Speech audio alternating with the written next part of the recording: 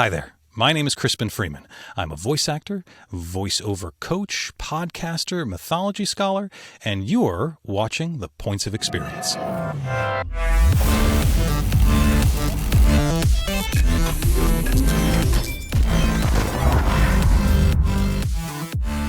Everybody, here we are past 30 episodes of the Points of Experience podcast. This is an insane milestone. We've been doing this for over, I think it's 8 months now. Basically, once a week for the past 8 months. I think that adds out to math, right? Beep, boop, beep, boop, beep, math. 30 episodes over X amount of months. Yeah, 30 episodes. It is insane. Hey, Keith, are you here, buddy? Keith? Keith? Yes, sir. I'm right here. What an experience this has been for us. I just want to get a quick little recap for you. What has it been like being a part of 30 episodes of this podcast? It has been an absolute blessing to meet some of these people I've looked up to in digital person. Hopefully one day we'll actually get to meet them in real life. And the knowledge that these people impart and the experiences that they give us are unmistakably experiences you need to have. That's the reason why these are the points of experience, because they're going to help you in your career or your aspirations. Could not have said that better myself, Keith. And I want to further that point right now by saying we have a guest right now who is kind of the embodiment of everything that I would like this podcast to be. He quite literally has a podcast that talks in great length and depth with other voice actors, and I think he also has agents and managers, people surrounding the voice acting industry. Obviously, we talk with other people here. We're not only in the voice acting spectrum of things, but those of you, many of you might know him from his performances in Hellsing, Zolkard, Itachi and Naruto, Winston in Overwatch, and countless animes and video games, titles like Final Fantasy. I mean, Crispin Freeman, he's quite literally been one of the reasons why I think I've been able to pursue this career the way that I have. Having access to his podcast, Voice Acting Mastery, which we will talk about in the episode, it really gave me a sense like I can do this. The fact that he is so talented, the fact that he is so knowledgeable, the fact that he is so giving with everything about this industry, and he wants to see other people succeed, knowing that there's enough food at the table for everybody to eat, and it's important to him. And he shows that through the podcast and his own coaching and his scholarships. I mean, it is, man, it's kind of everything that I would like and I hope to be as an artist, a performer, a contributor to this career. I really look up to Crispin. He has been, in more ways than he can imagine, just so integral into me pursuing this career and job. And he had me on his podcast? What?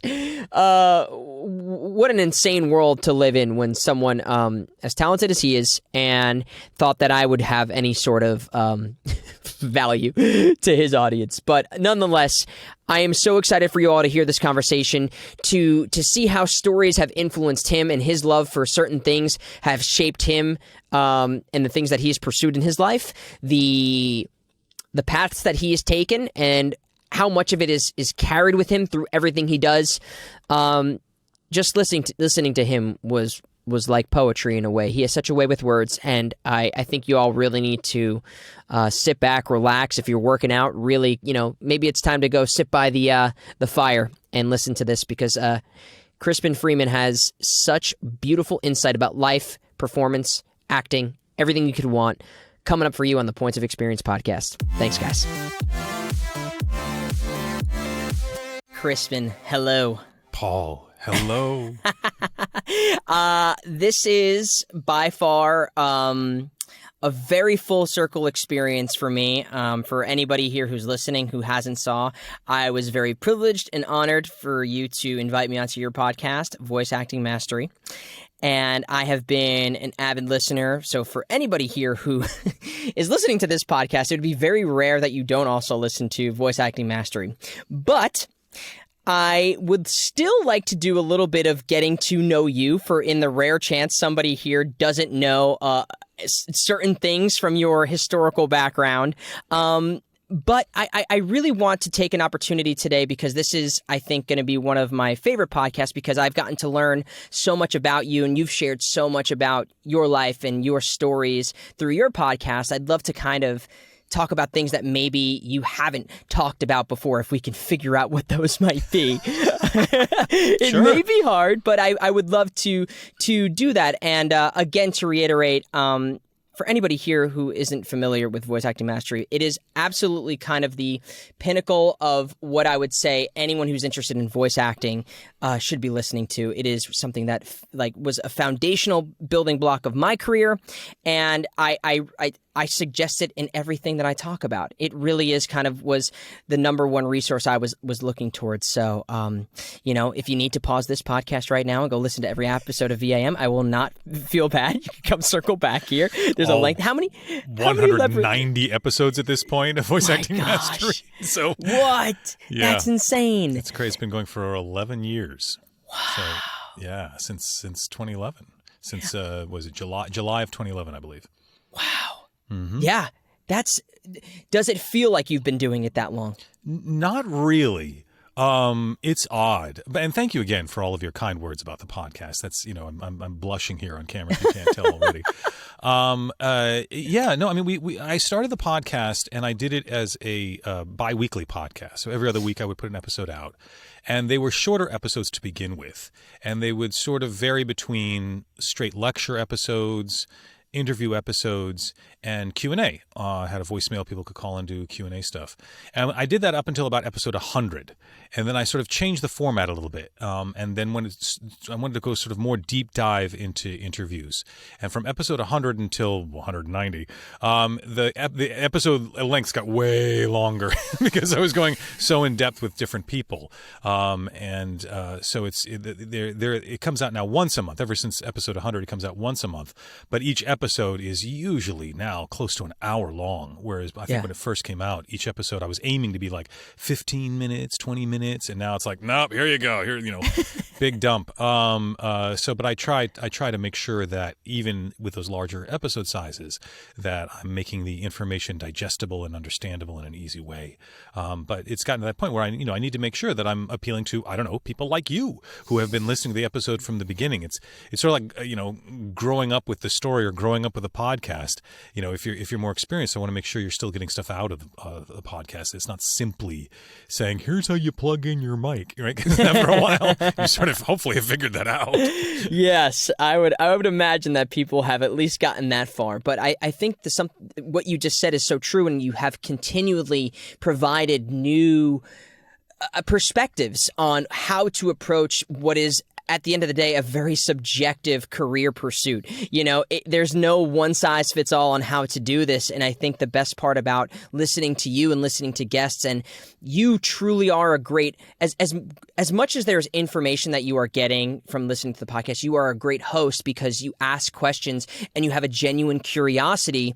And I think I've digested a similar kind of sense of curiosity. Obviously, I'm sitting here doing a podcast myself, but you really are able to kind of bring on guests and see like, oh, that's how that person did it. That's completely different than the previous guest. And they both are at kind of similar points in their career. So it's like, oh, I can do this, or I can do that, I could do this. And you continuously keep asking questions that are different and lead you to say like, oh, that's how that happened. It wasn't just like someone knew a famous person and that led them to having a career. It's always a very unique experience. And I love the journey you've taken us on.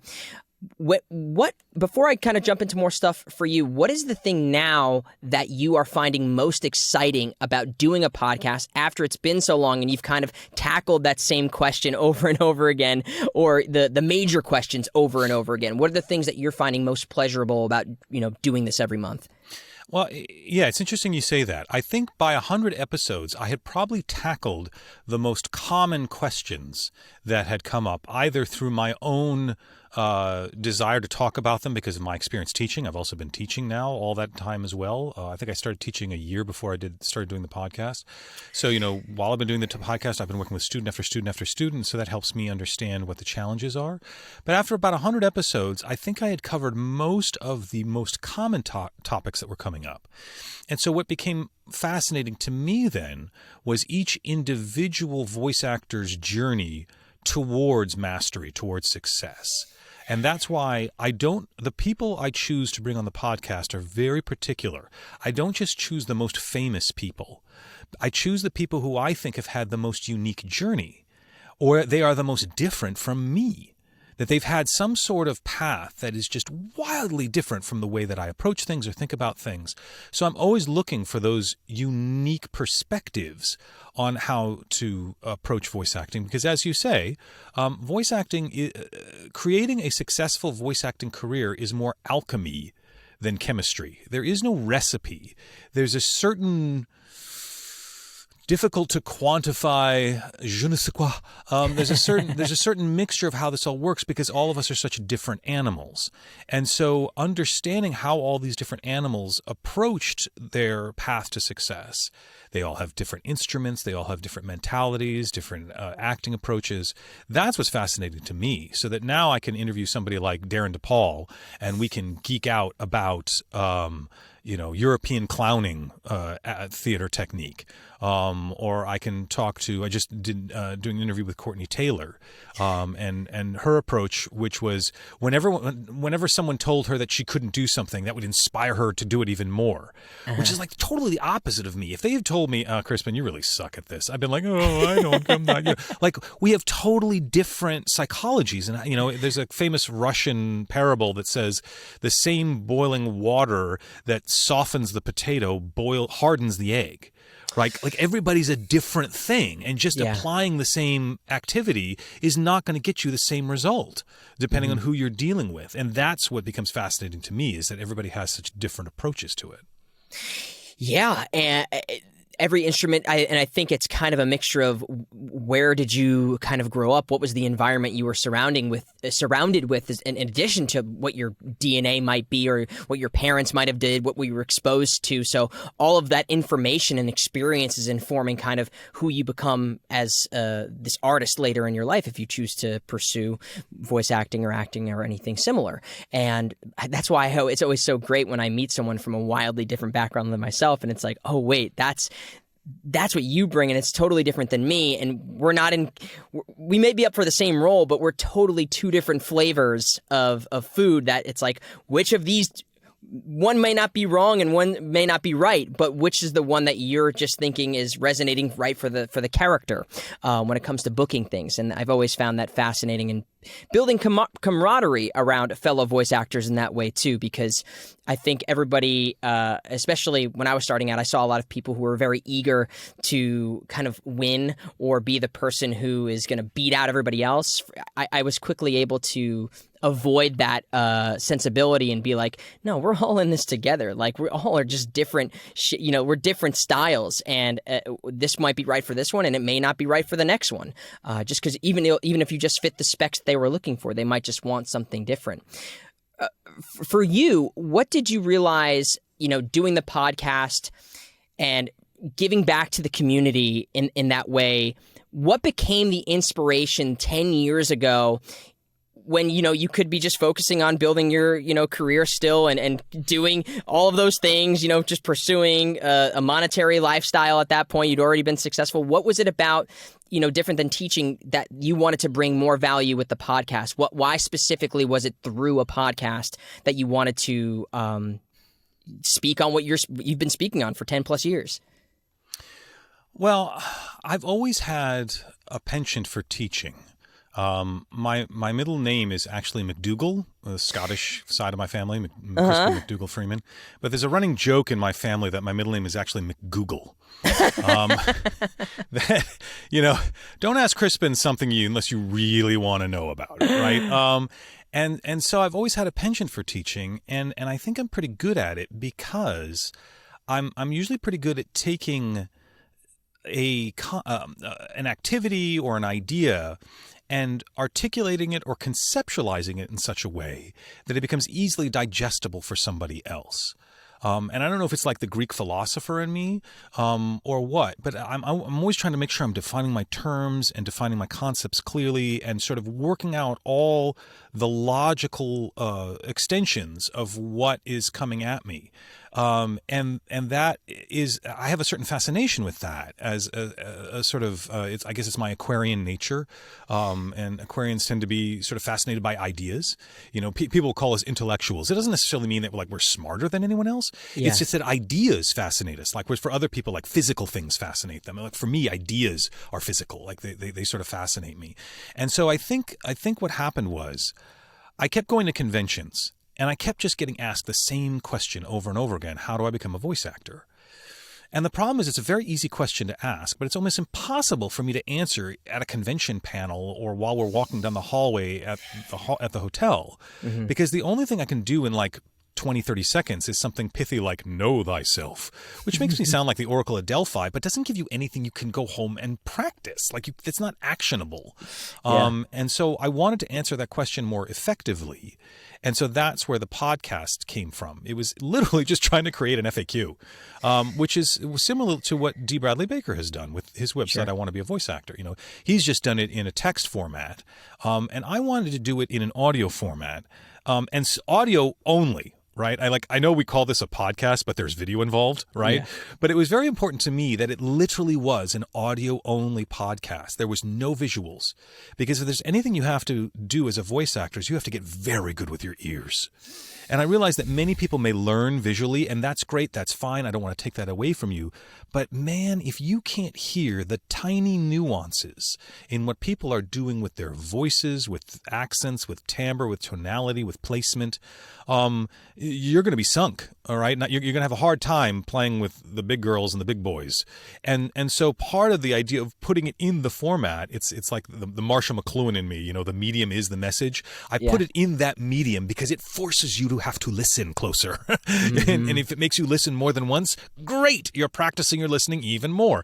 So that's, it was sort of, okay, to me, the best way to do an FAQ about voice acting would probably be to do it audio. Let's try it that way and see what happens. And it's sort of, it became popular and blew up, and I thought, okay, well, there's something going on here. And then it became a thing that also helped people get to know me as a teacher, so that they could discover whether it was something, if I was something they wanted to train with me or take class with me. And I was able to introduce them to all of my colleagues who I think are extremely talented teachers. Mm-hmm. People who either do accent training or can do demo production or, you know, acting classes or whatever, you know, so that you can get that exposure, because my acting training was so eclectic, and I'm so grateful for that. Like I had such an international acting training experience with so many different types of acting techniques that it made me have to figure out my own alchemical formula for what was going to work.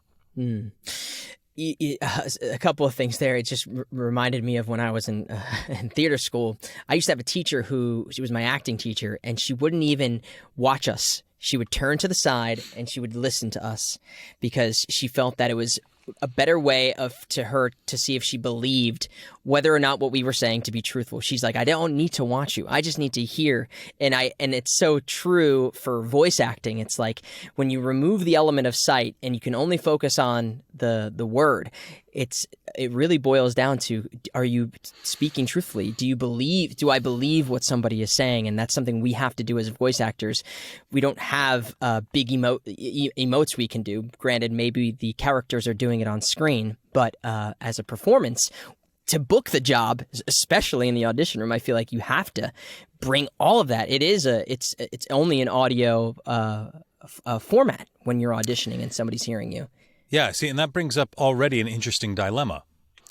Two stories I can think of. One, when I was at a theater training program at the British American Drama Academy in Oxford, we were rehearsing all these different scenes, and I was with my scene partner, a buddy of mine, a friend, and we were in these dorms at Oxford, and sometimes the walls could be a little thin, and we could hear people rehearsing their scenes in other rooms next to us, right?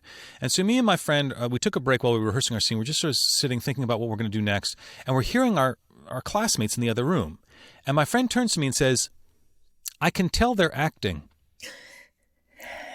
I mean, I can just tell by the way they're talking that they're performing. Yeah. I shouldn't be able to tell that. I should not be able to tell the difference between when they're rehearsing the scene and when they're just talking to each other as people. It should sound the same through the wall. Like it should have the same intensity, the same natural, even though I can't hear every word. And I thought, God, dude, you're really right. However, conversely, when I was training at that program later, I was in a class, and I'm nearsighted. And at the time when I was younger, the contact lenses that they prescribed to me were these hard contact lenses because they were supposed to help shape my eye, but I don't know. Anyway, if you can imagine hard contact lenses in a dusty theater environment, not a great mix. Doesn't and sound I wasn't, good. Yeah, and I wasn't as nearsighted then as I might be now. So a lot of times I would just get away with trying not to wear them. Right, because I didn't want to wear glasses, and I could read the script just fine. I just couldn't see my scene partner, and so I was doing a scene, and I think it was like from a Harold Pinter play. And if you know anything about Harold Pinter's writing, on the page it looks very pedestrian. It looks very mundane, like no big deal. But people are like divorcing and betraying each other. Like there's all sorts of deep subtext going on underneath the text that's not immediately obvious. And it was some scene with me and my scene partner, this girl, and we were like having breakfast or something in the scene. And we're doing the scene, and I can hear what she's saying, and I'm not looking at her because I'm looking down at my script. And my acting teacher goes, "Look at her." I go, "Why? I don't need to. I've got it in the script. I can hear what she's doing." He goes, "Look at her." And I picked my eyes up, and I looked at her, and she was crying. Now, that was what was appropriate for the scene because we were basically divorcing over breakfast, right? Mm-hmm. And so she, as the character, is crying. But because I couldn't see her, because I wasn't looking at her, I wasn't picking up the subtext, the subtlety of her performance. Yeah. And I went, oh, crap, I got to wear my contacts, right? Like I have to be responding in the moment to what my acting partner is giving me rather than anticipating what's going on.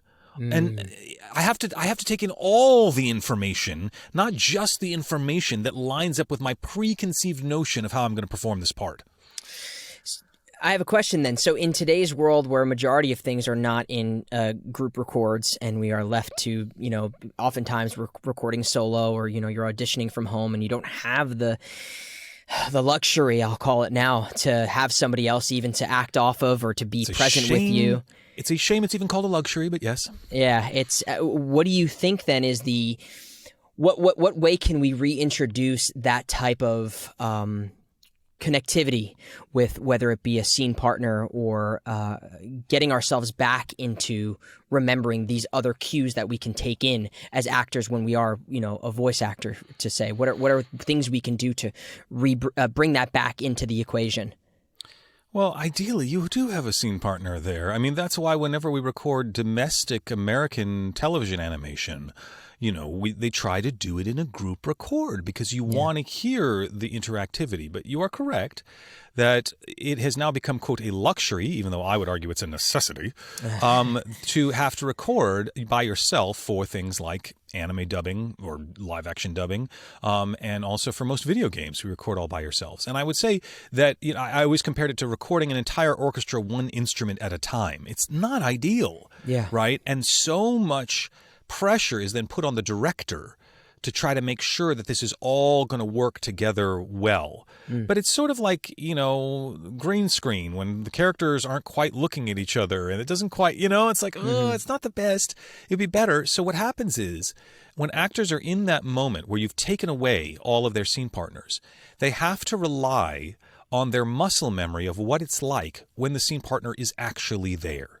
So this is like watching Gene Kelly dance with Jerry Mouse or Dick Van Dyke dance with the penguins in Mary Poppins, right? The penguins aren't really there, but Dick Van Dyke has so much experience, so much mileage as a dancer, and he's so good as a physical actor that he can pretend that they're still there even though they're not, and he can trick you, he can fool you into thinking they're actually there. But it also reminds me of what Ian McKellen went through when he was doing The Hobbit, right? Ian McKellen had played Gandalf through all the Lord of the Rings films. But in the beginning of The Hobbit, there's the famous scene where all the dwarves show up at Bag End and they're just eating all of Bilbo's food. Yeah. And so you have 13 dwarves and a hobbit, and there's only one actor who's supposed to be full size, and that's Ian McKellen. So they had to film him separately from all the other actors, and they had to, Ian McKellen's on a green screen as Gandalf, and he was acting to tennis balls. Because that's what they do. They put tennis balls on sticks as supposed to be the head of whoever they... And Ian McKellen was reduced to tears. He's like, this is not why I became an actor. Like, he couldn't stand it, right? But then we as actors have to literally put dots on ourselves if we're doing motion capture and act with tennis balls all the time. Yeah. So when we do that, the only way for me that makes sense to make it feel authentic and believable is that we have, like Gene Kelly or like Dick Van Dyke, we have all the actors who do this sort of thing. That we have Julie Andrews as Mary Poppins. That we have so much experience behind us with our physical scene partners, that our imagination is so strong and so practiced that we can imagine not only the world around us, because like I'm in my booth right now and I have to imagine, if I'm on the deck of a sailing ship in the game or something, or in the animated cartoon, right? Yeah. I have to imagine not only that, but my scene partner as well. Right? Like your imagination has to be going overtime to do all this. And I think the best way to be able to do that authentically is to have so much mileage behind you that you have that experience that you can rely on, you can lean on when the physical person isn't there. Wow. It really kind of, I was thinking about this earlier today in preparation for kind of like talking with you, and it's that sense of what are the, just because of the way I think that now, with social media and the accessibility to becoming a performer, I think we're seeing a lot of people find success that aren't necessarily, they don't come from the theater or they don't have a formal training background. And I've been seeing like a little bit of an abandonment of like the classical, historical way of training for acting. It's not necessarily somebody going to a conservatory or going to a class. It's people are finding their own personality, and that leads them to becoming a successful performer. But I think what you're communicating is the mileage that you can get is being in the gym, whether that's in an acting class or doing things practically. I mean, especially if you're starting out as an actor, how much mileage can you have behind you, if not through your training? Am I understanding the way you're kind of interpreting that to be the experience you can bring to each performance, especially if you're someone starting out? So you've got a couple of different things there that I want to clarify, because I think you may be conflating a couple of things. One, you said that people are getting acting careers through social media. Are they? I don't know. It does not seem to me that social media is a necessary criteria for developing acting skill, that the two are connected in any way. I don't think necessarily that they are connected in that sense. I mean, I can think of a handful of examples, the YouTuber influencer King Bach. You see these people that are appearing in movies and they would be classified as actors from having a successful background as what might be a YouTuber or a social media influencer. So I think if you are somebody who has no idea about the ins and outs of this industry, and you pick up your cell phone, you go to TikTok and you see these people who are constantly showing up on your feed every single day, and then they start appearing in movies, you start thinking that is a viable trajectory towards achieving an outcome that would traditionally be experienced by going to acting school and getting training. Maybe you can help me. I'm not aware of any YouTuber who showed up in a major film or television show. I mean, maybe I'm a little limited. I end up watching a lot of Marvel, Disney, a lot of sci-fi and fantasy franchises because I'm trying to keep up with things, or and whatnot. But I'm not seeing them. Are there? What should I be aware of? Am I missing something? I mean, there's just as a sidebar, Markiplier and Jacksepticeye are both well-known YouTubers who have crossed into the acting space. Markiplier, who's crossed in via his Heist with Markiplier and In Space with Markiplier. He's the main lead in his own films. And Jacksepticeye has worked with Ryan Reynolds multiple times on multiple films. Yeah, I think like of Deadpool. Not Deadpool, but it's, what is it? Bad Guys. It's a recent movie that Ryan Reynolds has done where Jack makes sort of a cameo in the movie as an actor. Yeah. Now, Bad Guys is the animated film Bad Guys. Yeah, I'm gonna double check which film I'm thinking of. Give me 1 second. Yeah, look into that, Keith. I mean, I can think of Ninja, who's one of the top streamers of all time. He was in that movie Free Guy with Ryan Reynolds. That comes to mind. I think of even like Jake Paul and Logan Paul. Jake Paul was was on one of those Disney shows. I think there's just I've seen it happening from being someone who consumes social media. I see these people popping up more and more and more, and I think in those spaces of social media, people believe that to be a very capable way of pursuing a career as a performer nowadays, where I particularly see it as, it may not be a very long career if that is the trajectory you choose to go down, rather than, studying what you might be looking to do for the rest of your life. So here's the thing. Justin Timberlake has been successful as an actor. Yeah. I see him in major films. He's the lead in the Trolls movie, which is better than it has any reason to be. The Trolls movies are much better than they have any reason they should be. Sure. Right? But, I've seen him in other stuff. And I mean, I see him in passing. These aren't the kind of films that I would necessarily put on my queue to watch. But clearly he's succeeding and he's doing well. Now, did he go to any sort of traditional acting school? Did he follow any traditional acting training program? I don't know. Probably not, right? But he's a talented musician in his own right, and musicianship and singing has an element of acting and connecting with an audience. It's not the same process as doing it with only text and not singing.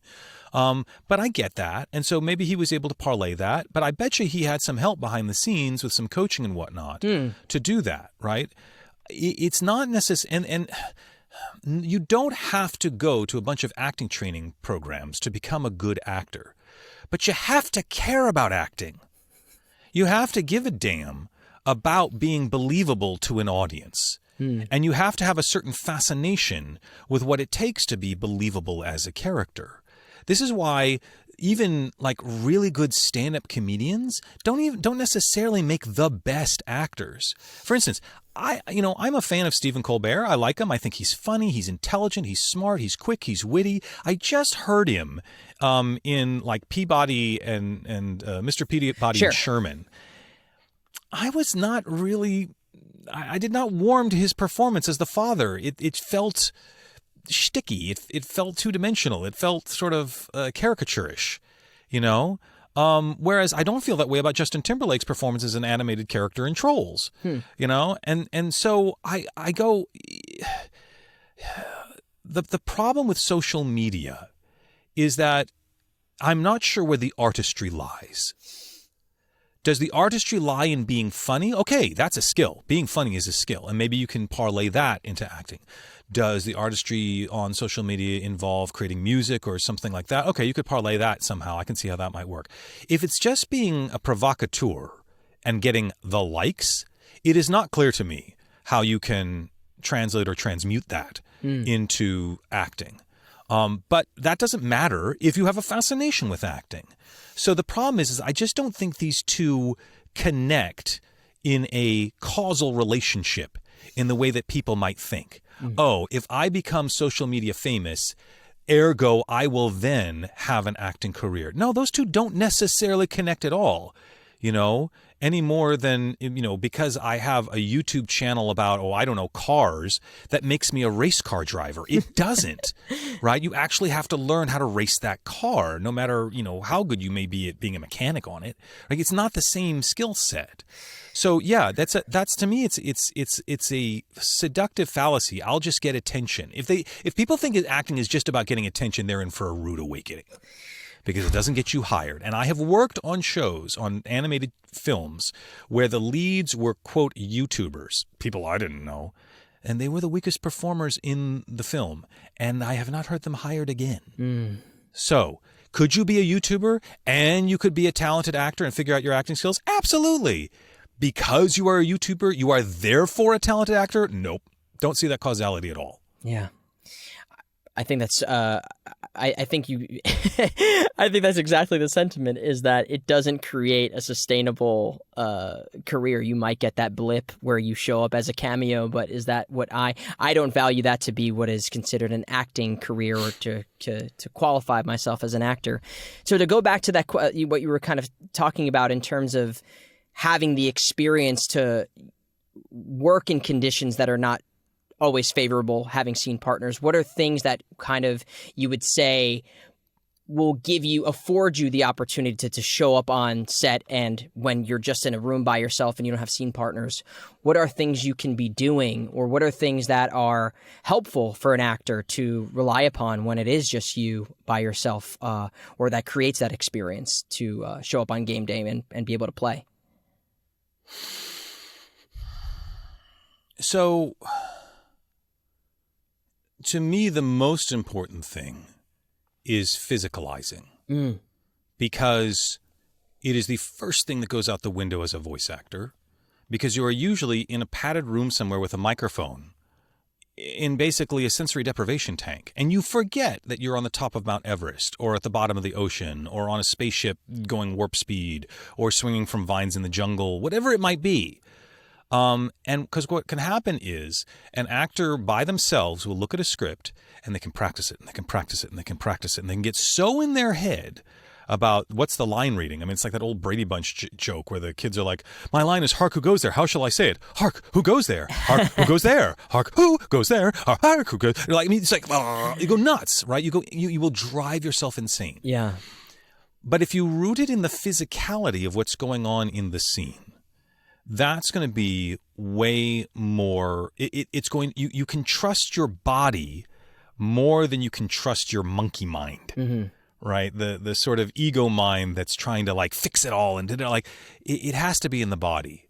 And so you have to imagine the world around you of the scene like virtual reality with such veracity that it elicits a physical response from your body. And when that happens, when we have that physical response from the body, right, then we believe what you're going through, because as social creatures, we have this like empathy circuit in our DNA, so that when somebody else, slams their thumb with a hammer, we go, ooh, right? Like we react because we're social empathetic creatures. Like it's part of our evolution. Yeah. And so if you physically put yourself through what's happening in the scene, and emotions are physical, we can measure them. They are biochemical reactions and brain states we can measure. And so if you put your body physically in the state of the scene and allow your imagination to imagine these things physically happening to you, the cool thing about being a human is that when we imagine things strong enough, our body reacts like it actually happens.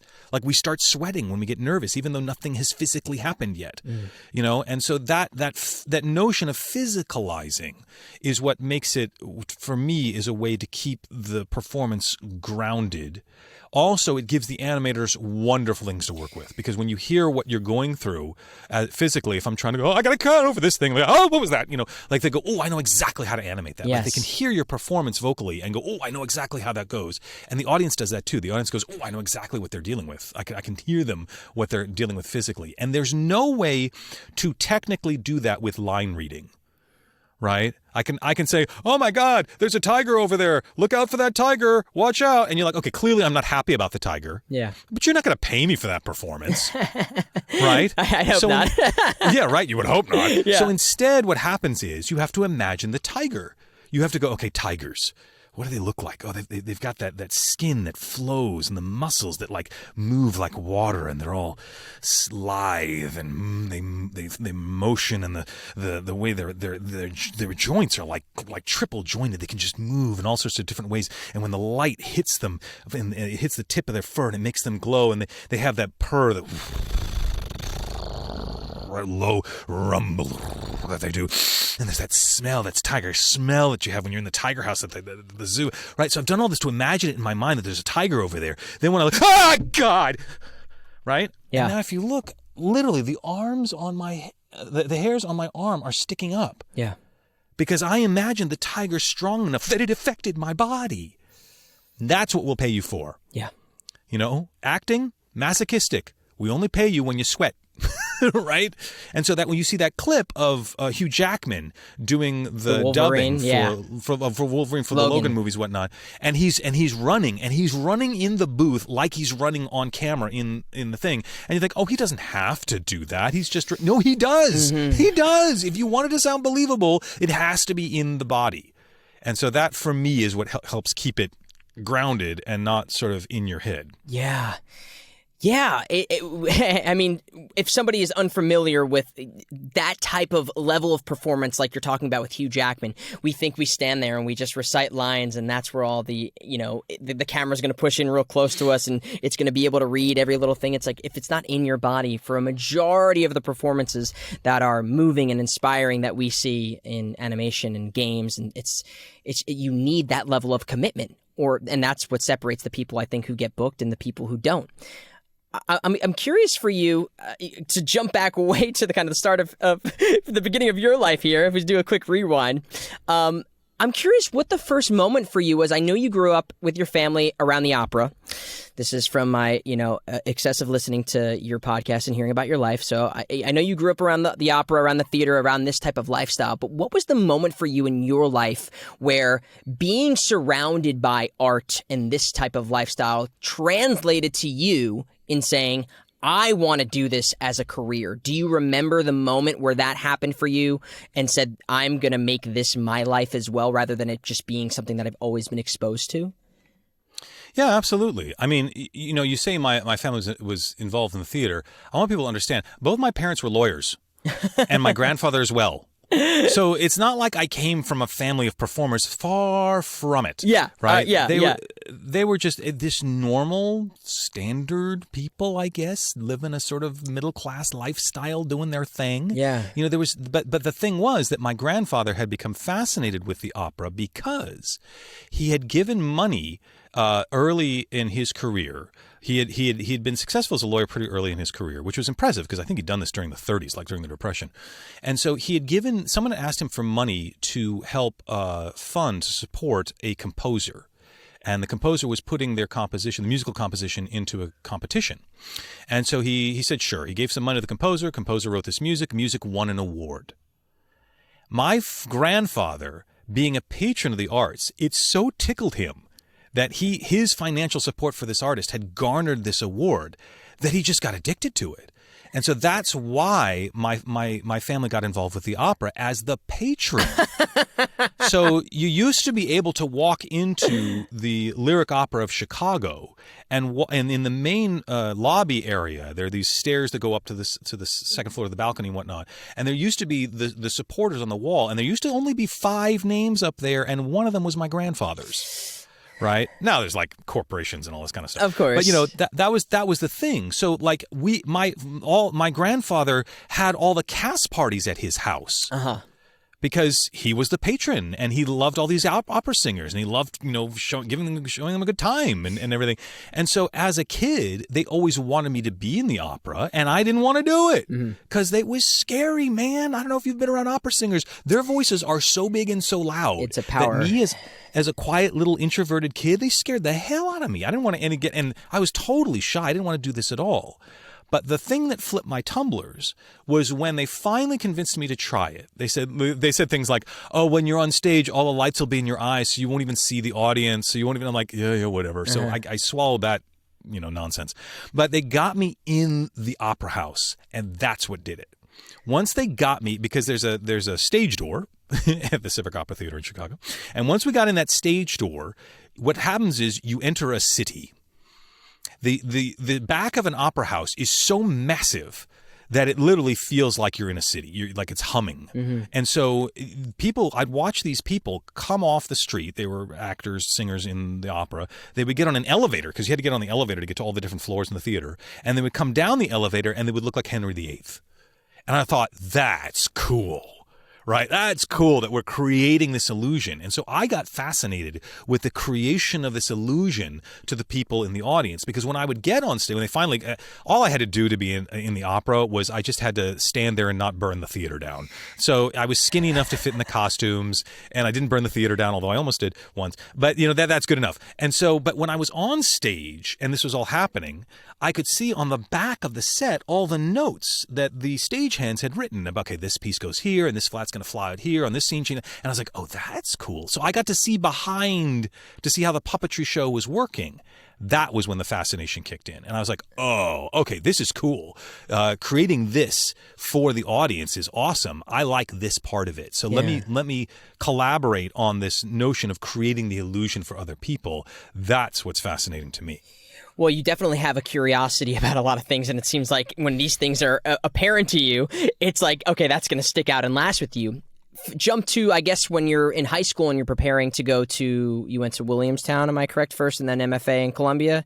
Am I getting that correct? So I went high school in Chicago. Uh-huh. Then I went to undergraduate college at Williams College. Williams, yes. And then I graduated the day I graduated Williams College. I checked into the Williamstown Theater Festival, which is a famous summer theater festival. It's so funny. It's like senior, I graduated at the top of the world, and that afternoon I was at the bottom of the heap when it came to the theater festival because I was just a greenhorn.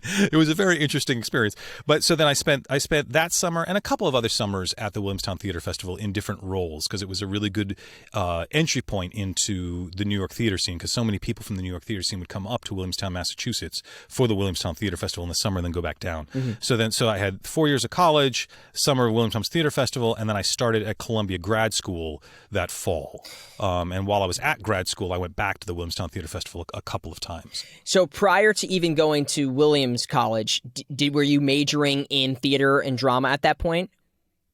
Well, I mean, our high school didn't have majors. I don't know if yours did, but in high school, yes, I was involved in the theater. So what happened was, as a kid, I was involved in the opera through middle school, which would be 6th, 7th, and 8th grade. Yeah. And by the time I hit freshman year of high school, 9th grade, I was too old to be a kid at the opera. Yeah. But I was too young to be a singer in the chorus, and my voice wasn't there yet anyway. So that's when I first auditioned for a play my freshman year of high school, and luckily I got in. It was a production of Midsummer Night's Dream, and so I got in that play, and then from that point on, I auditioned and was in every play in high school. Our high school did a play each semester, so we basically did 2 plays a year. One of them was usually a musical. Yeah. And then so I did that all through high school, and also did summer training, theater training programs while I was in high school, including the Cherubs program at Northwestern University, which is pretty famous among theater people. Sure. And then off to college, where I majored in theater and minored in computer science. Yes. And you were also, were you interested in technology? I'm presuming so. And all these other things, you were a fan of Tolkien, and was mythology really present to you at that point in your life prior to college? Were you obsessed with fantasy and stories and reading? Did that become an obsession for you at that point early in your life?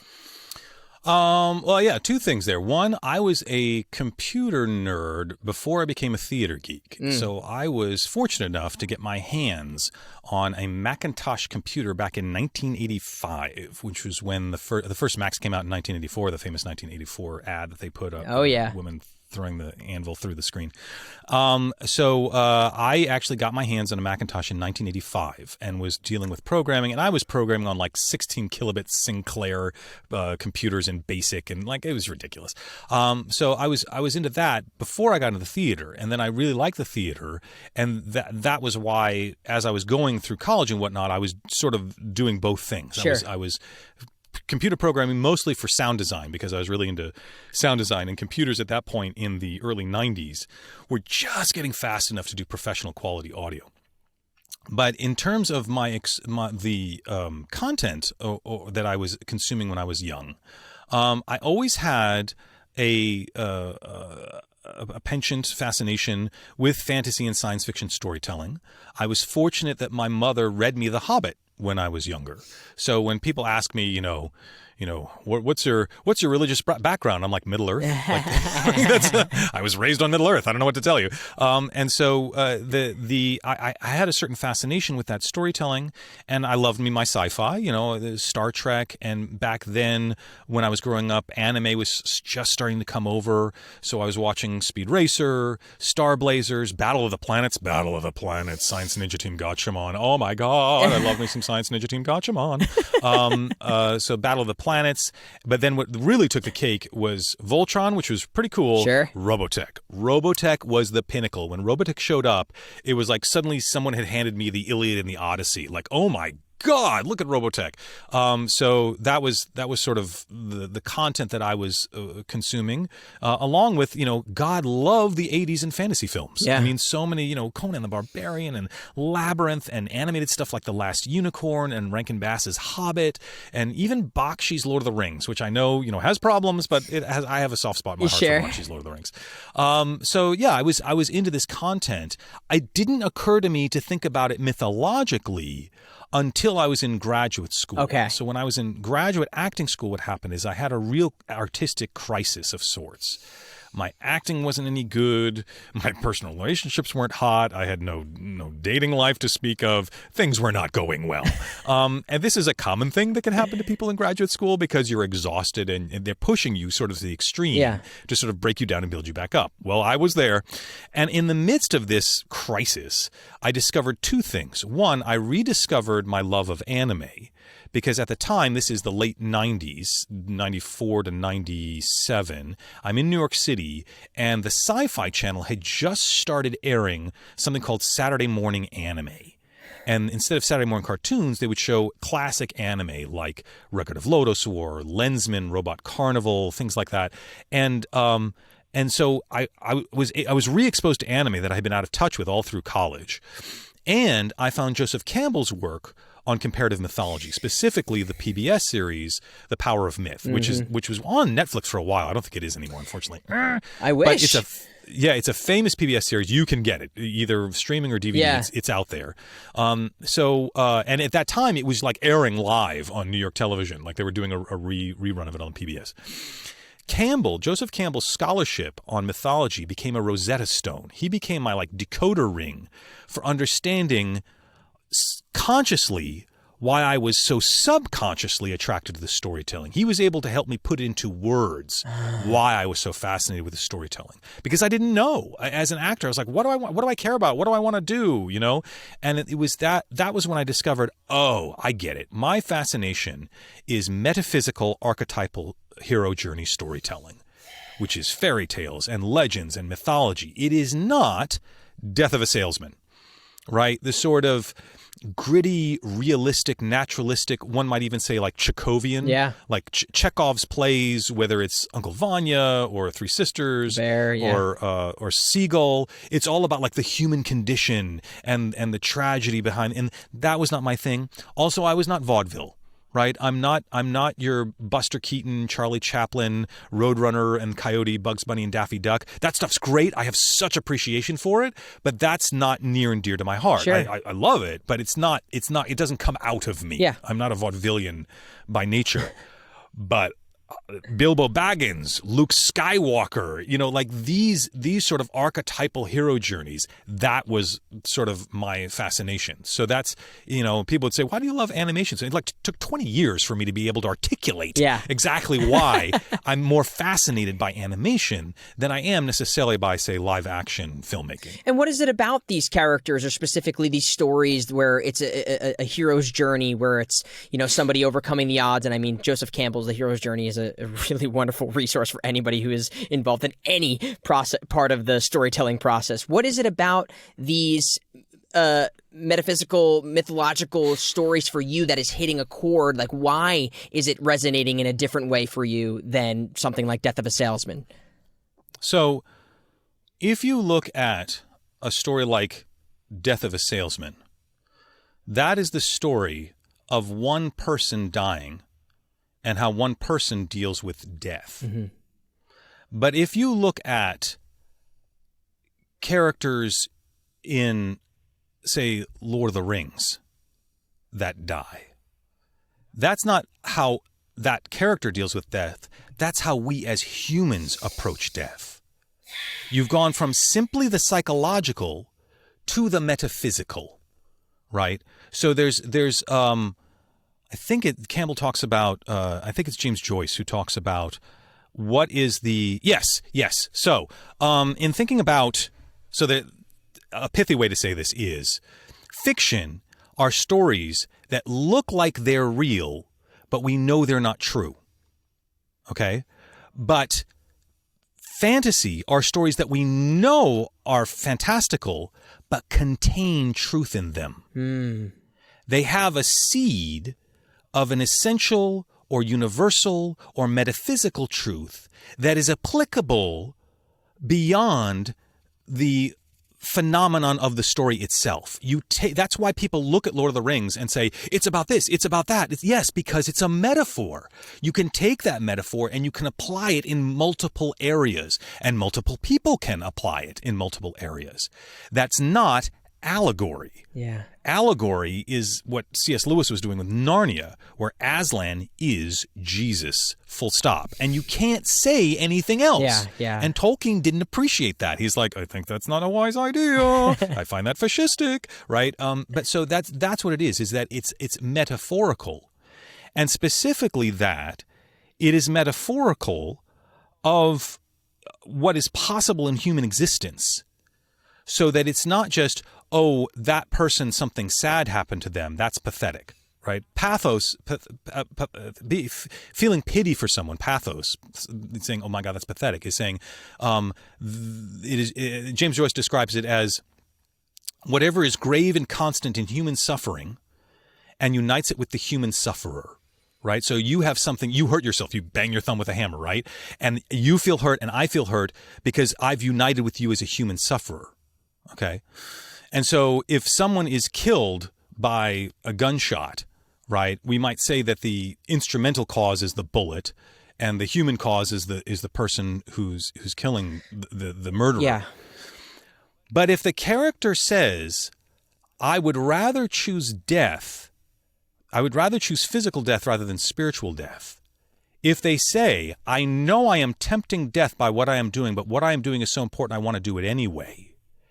Now, that becomes tragedy, right? Mm-hmm. Where Oedipus or Hamlet or any of these characters acknowledges and accepts the bargain and says, I accept this bargain, that I will go forward with this. And James Joyce would say that is the pity, that's the feeling of terror.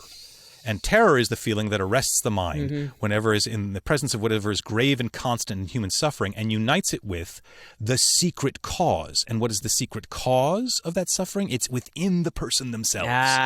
They willingly said, I am doing this. Yeah. Damn the torpedoes, full speed ahead. Now, if they die in the attempt, we call them a tragic hero, right? Hamlet dies. But if they succeed and destroy the Death Star, then they are a mythological hero. And we go, okay, now they are master of two worlds. They've been able to come back and do both. They can work on both things. So for me, it's that it's not just the psychological, but the metaphysical, because that is pedagogical. It teaches me how to go through life. It says, this is how to go through life. This is not just how this person dies. This is how we approach death. This is how we should think about it. This is how we approach love. This is how we approach loss. This is how we approach success. Like these are all grand metaphors that are applicable to multiple people and not just the idiosyncratic thing of what's going on. You know, when Seinfeld goes through whatever he's going in his story, I think, oh, well, that's funny for Seinfeld. Yeah. But it doesn't necessarily help me. But when Bilbo Baggins is in, for those who are familiar with The Hobbit, at some point they have to go try to deal with this dragon who's taken all the dwarves' gold and killed a bunch of the dwarves. And the dwarves are so cowardly that they send Bilbo alone into the dragon's cave to try to deal with him. And, I don't know, carry out the entire golden horde on his back. Like, it's not clear what Bilbo's supposed to do with this. Yeah. And Bilbo is feeling fear, real fear, because there's a dragon down there. He can feel the heat from it. Yeah. And what's interesting is that the climax of The Hobbit is in that moment when Bilbo, who has not even seen the dragon yet, has to battle his own fear. Yeah. And it's wonderful. They did it really well in the Rankin Bass animated film. They did it terribly in the live action. But in the Rankin Bass animated film, he says, "Here's where you fight your real battle, Mr. Bilbo Baggins." Right? "Do you feel the dragon's heat? A few more steps and you shall see the old worm at last. You could still turn back, you know, but to go on, to take those steps, that would be the greatest of all moments." Right? "Here's where you fight your real battle, Mr. Bilbo Baggins. Do you go back? No." And so what happens is Tolkien has taken the idea of overcoming anyone's fear, facts, that what is it? What is it? A feeling like absent of facts. Like you don't even have the fact. He can't even see the dragon yet. He's overcoming his own existential fear. Yeah. And that's the heroic moment, to say, I will go forward anyway. And if he had been eaten by the dragon, he'd be a tragic hero. But he wasn't, right? He made it. But there is another tragic hero in the story, which I'm not going to spoil, but there is another tragic hero in the story who that's what happens. Absolutely. Doesn't get eaten by the dragon, but that's, they lose their life because of this. So that notion as a child and even as an adult, I can look to this wisdom and say, the labyrinth is fully known, right? It has been fully explored, and I need only follow the thread of the hero path to guide me through these stages of my life. And I'm here to tell you now, as an older person, it's true. There's different stories that appeal to me on different levels now because of that. And so, a lot of the stories that I was really into when I was younger were all sort of coming of age stories and, proving yourself. Yeah. And now it's like, okay, now what? Right? Like, so you're king. Not that I'm king, but let's say you've reached some place where you're like, okay, now I'm in this place. What do I do next? Yeah. What's the meaning? And so it's all about finding meaning. It's all about how does one find that metaphysical meaning, which I find can help me guide me through my life. That's what I find in fairy tales, legends, and mythological storytelling. Wow. Oh my gosh. So much for me to process there, and it makes me kind of wonder for you, what is it now? I mean, it sounds like it is the journey, but I'm curious, are you able to define now where you are at your career, kind of what is the North Star for you at this point? Is there something that... So here's a good example. For me, I found a lot of what I had been working towards, especially professionally, what I had aspired to be in my career was on the foundations of the things that I had surrounded myself with as a child. I was obsessed with video games. I was obsessed with similar things, Lord of the Rings, Harry Potter, all these things, and I wanted to have that similar hero's journey. And that has informed what I am trying to still achieve to this day. Someone in your position who has had a tremendous success in their career, whether you want to admit that or not, you have had a tremendous success in your career.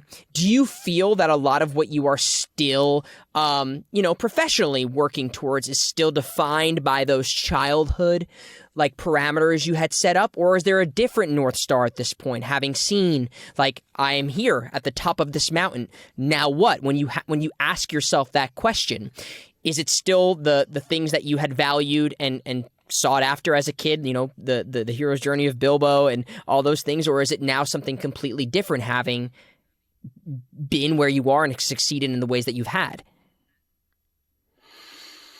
So I think the metaphor of having reached the summit of the mountain, or being king, or being the success, I think is not the best metaphor. Because it implies then that, what happens when you're not the top of the heap? Are you all washed up? If you're not the championship heavyweight boxer, is your life over? You got the Super Bowl ring, and then what? And I don't think that's I think that's not a healthy metaphor to think about it. Dante talked about, I think it's in La Vita Nuovo, where he talks about the stages of one's life, and that he breaks it up into 4 different stages. And the first stage is sort of youth from 0 to about, I think he puts it about 20, where you're learning, you're doing your damnedest to learn everything you can and get better at things, and you're the apprentice basically. And then from about 20 to 35, because he puts 35 as the midpoint of life. I know, right? Okay. There's reasons for that, though. It's because his 35th year lined up with the turn of the century, which is why he wrote the Inferno. That's when he did on the 35th, because he was lining up his life with the turn of the century, with the world and the universe, and And I guess life expectancy too. Sure. Yeah, and Dante had a big ego, so that's okay. But I think I know his midpoint was 35, and so that earlier that second stage is about being the journeyman, sort of being the master and being effective at things. Uh-huh. And then from 35 to like 50, I think it is, that's the sort of senatorial age where you need to be sharing your wisdom publicly with the people who are coming up behind you because you have experience of what's going on. And then from 50 out, it's sort of your professor emeritus. Like you get to sort of chill and enjoy the fruits of your labors from there and have this sort of sort of peaceful out.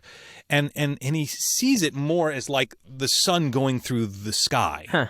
Right, like where the sun is in the sky, and just because the sun's at the top of its zenith doesn't mean it's like that's the best position for the sun to be. Sure, right? Like that's the championship moment. No, not necessarily, because there are plenty of people who didn't have quote wild success until much later in life. I mean, people laughed at Tolkien for most of his life. He didn't become a huge success until very late in his life.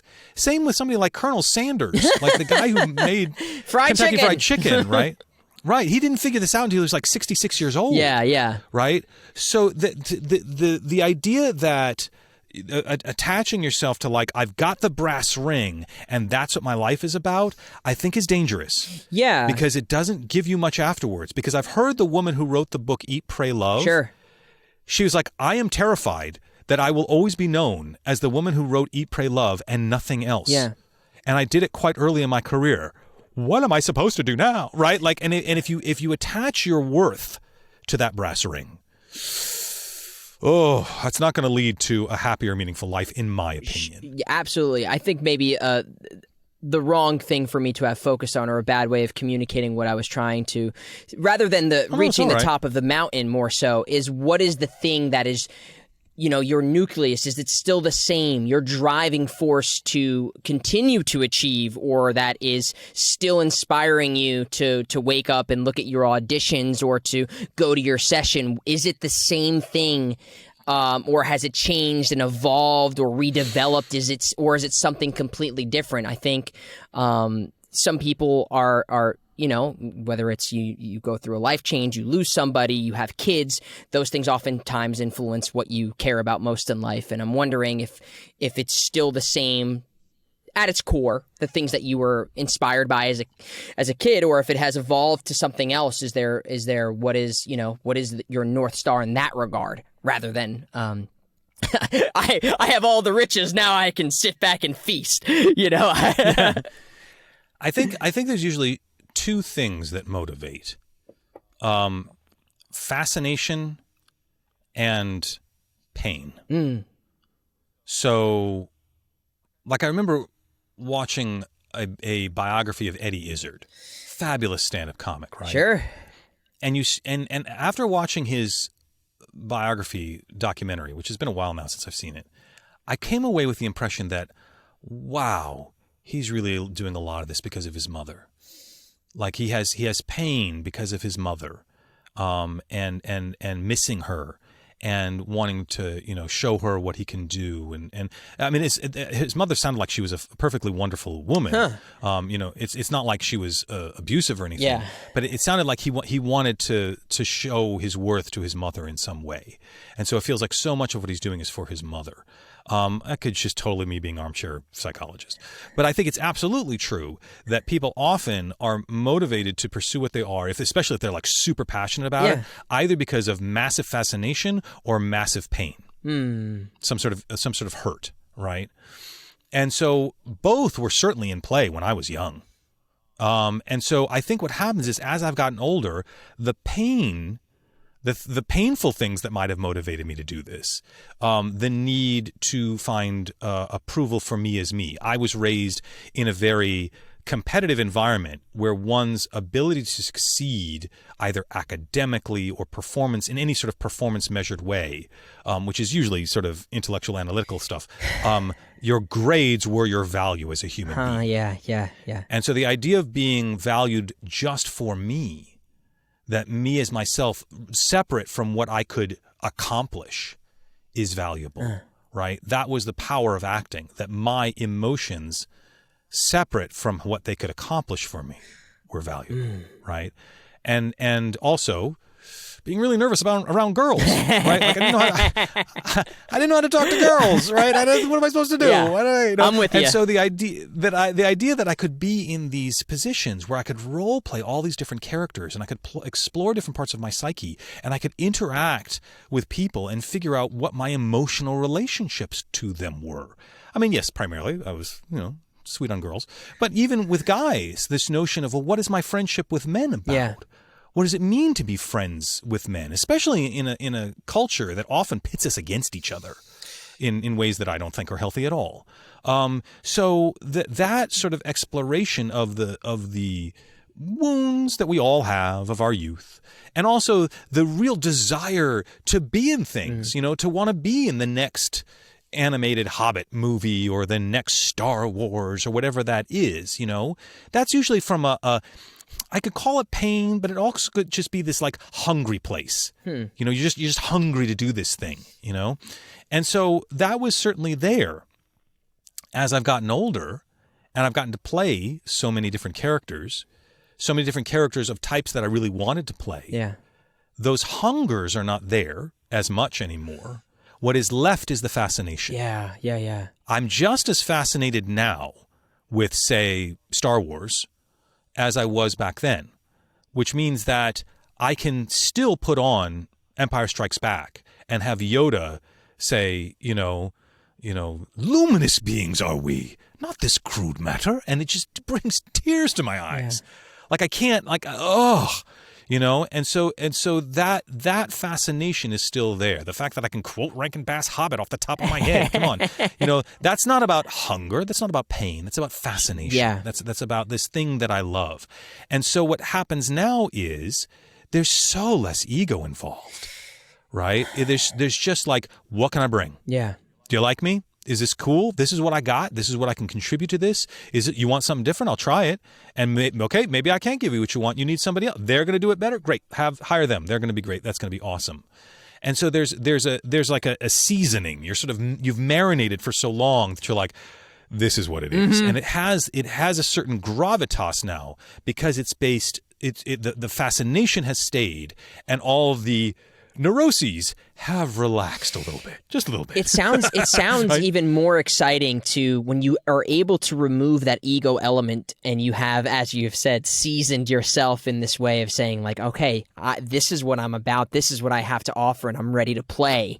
That just seems even more rewarding to be able to explore that fascination with, whether it's the character or the story, whatever it is you get to dive into. When you've removed this part of you that is like, okay, if I get this, I'm going to make this much money. It's going to lead to this amount of opportunity. When you're able to like fully, or as full as I guess you can truthfully say about yourself, remove that part of what your desires are from, the ego, it really feels like that's a really beautiful place to be as a performer. And have you been able to like make, or was there a point where you made a conscious notice of that and being like, oh, I don't care about that in this way anymore, and I'm just like, I feel uninhibited in myself, and my body is more free than it used to be? Was there a moment where that kind of clicked for you, and you felt that release in your life?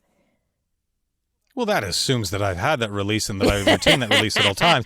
You're describing me like the Buddha, and like that, in my moments of inspiration and relaxation, it feels like that. Sure. And then there are moments when I just feel like crap, and we can't help but sometimes compare ourselves to others. But luckily, those moments of anxiousness or doubt or self-criticism don't come as often.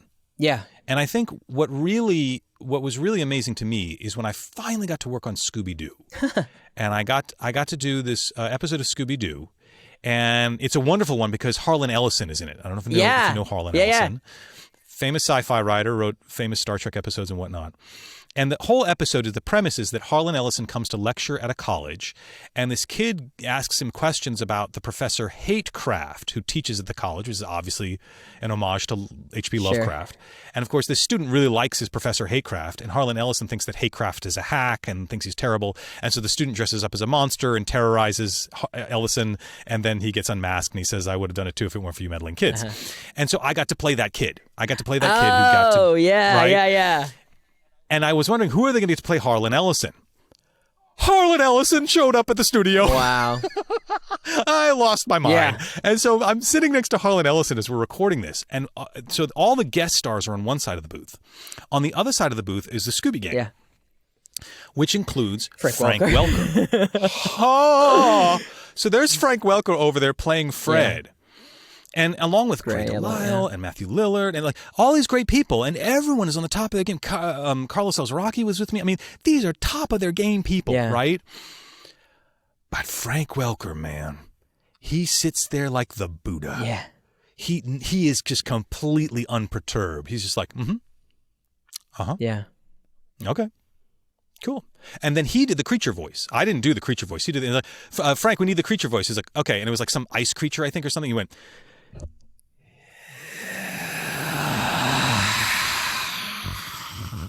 I was like, "Oh, you bastard! You're so brilliant." The Nazgul, like, right? Like, oh my god, that's so great! Like, I would have gone like I would have done like some way too much, and he just got right up on the mic and did that. And I was like, "Oh, you are a genius! You are the Buddha!" Right? And after we were done, he was like, "Yep, gonna go play some golf," like because that's what he does. Yes. Right? And he was so kind. He came up to me. He's like, "Good work, kid." I was like, "Thank you, Frank." But you know, like that's. I looked at that and went, okay, how do you get more accomplished than Frank Welker? Sure. He's literally in more films than any other actor on the planet, except maybe Bollywood. There may be some Bollywood person I'm unaware of. But in terms of like Hollywood films, he's in more films than any other actor on the planet, and he walks around like the Buddha. That's what I aspire to. Do I reach it all the time? Hell no. Right? But that's when I went, oh yeah, see, there you go. Once you've done that, then it's all about the groove now. It's like listening to Paul McCartney talk about playing music. Sure. He was a Beatle, goddammit. You know, like he's just, what can you play now? What can we do now that could be who's interesting to play with now? Yeah. Sure, let's do it. Gosh, frankly, I mean, when you talk about Frank Welker like that, it's I know this is I'm not saying this to make you feel old, so don't take it this way, but it is a very similar experience for someone like me, sitting here and having worked with you on like Kaito Files, and I've expressed this to you before. It's, you know, I mean, I look up to people like Frank and Rob Paulson and all these people as well, and obviously I have a huge appreciation for this craft and the people who are doing this at the top of their game, and I have definitely viewed you as one of those people, and having consumed the media that you are working in addition to being a fan of you as an actor, you know, there's so many titles that I've just grown up playing with that you've been in, and then to work alongside you and to, you know, quite literally doing Kaito Files and hearing this performance and then having that moment of being out of body and saying, oh gosh, I'm working with this person who I've had as an invisible teacher to me in my life through your podcast was that similar kind of experience for me in a very different way. And gosh, am I envious of being able to be in a room with a full cast of people and guest stars. Like, please come back to that time sometime soon, please. I know I don't say this to make you feel that way, but I definitely see you as one of those people, and your work speaks for itself in that regard. And I'm sure if we asked Frank Welker, he'd probably tell you the same thing you just said to me, where tell us the same thing, where he's like, yeah, you know, sometimes maybe I am feeling self-conscious or things like that. Maybe that is something that never escapes us as human beings and, you know, these type of emotional creatures that we are. I'm curious about some of your roles, and I want to talk about what you put into your performances. Even sitting here and listening to you talk, you have such a way with words, and I'm sure that comes from your curiosity and love of literature and all these things. And one thing that I've seen come up within these roles, you know, you look at someone like Alucard, you look at even like Itachi, and, you know, all these characters that have a a similar sophistication that you have with language and the way that they speak and the presence that they bring, even though some of your characters can also be terrifying and unhinged and violent. I'm wondering, where does that marriage of sophistication and whatever else the character might have? I just think of Alucard at the top of my head. You know, this character that it almost speaks like poetry sometimes, but also has such nuance and great rage and violence in there. Where does that come from for you to be able to like teeter that seesaw so elegantly when you're doing it? And I think if anybody hasn't seen Hellsing and your performance in Alucard, it is one of my favorite of all time. Well, thank you. That's very kind of you to say. I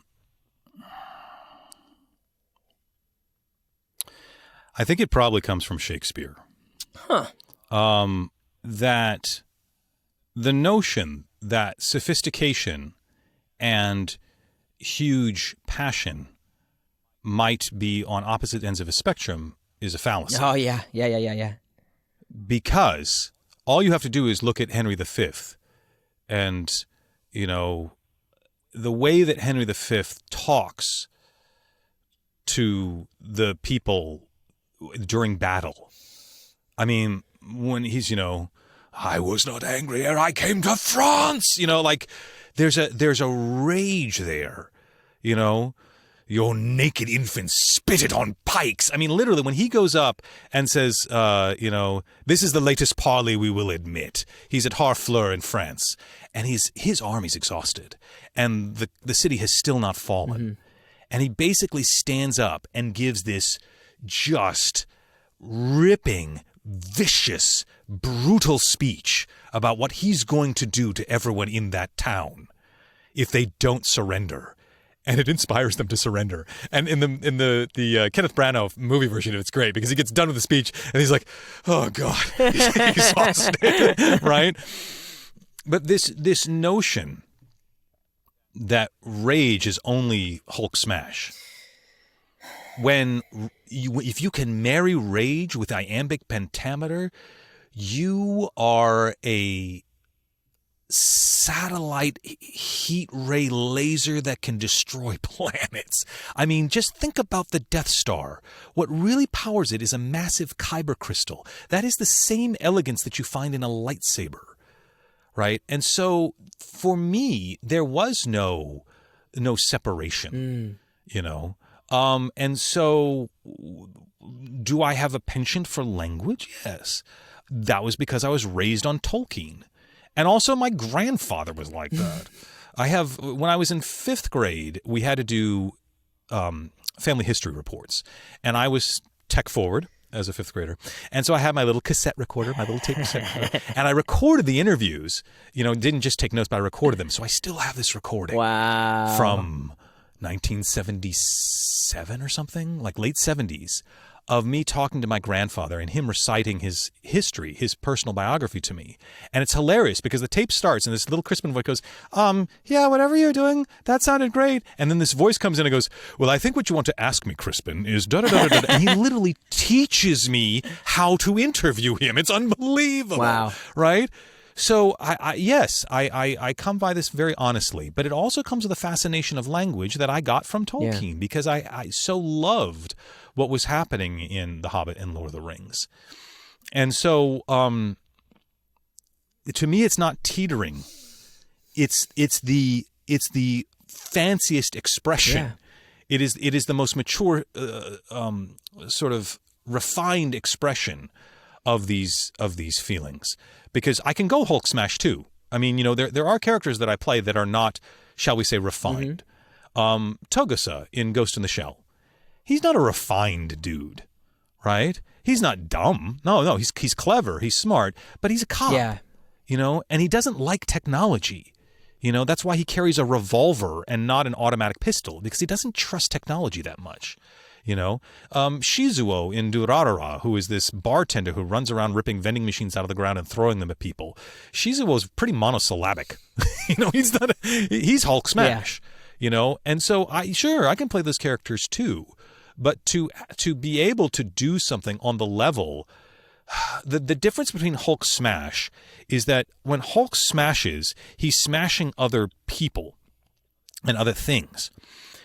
When a character in a Greek tragedy says Hulk smash, they are standing on the stage at Epidaurus in Greece in this natural amphitheater, and on the top of the ring of the theater around them are the heads of the gods.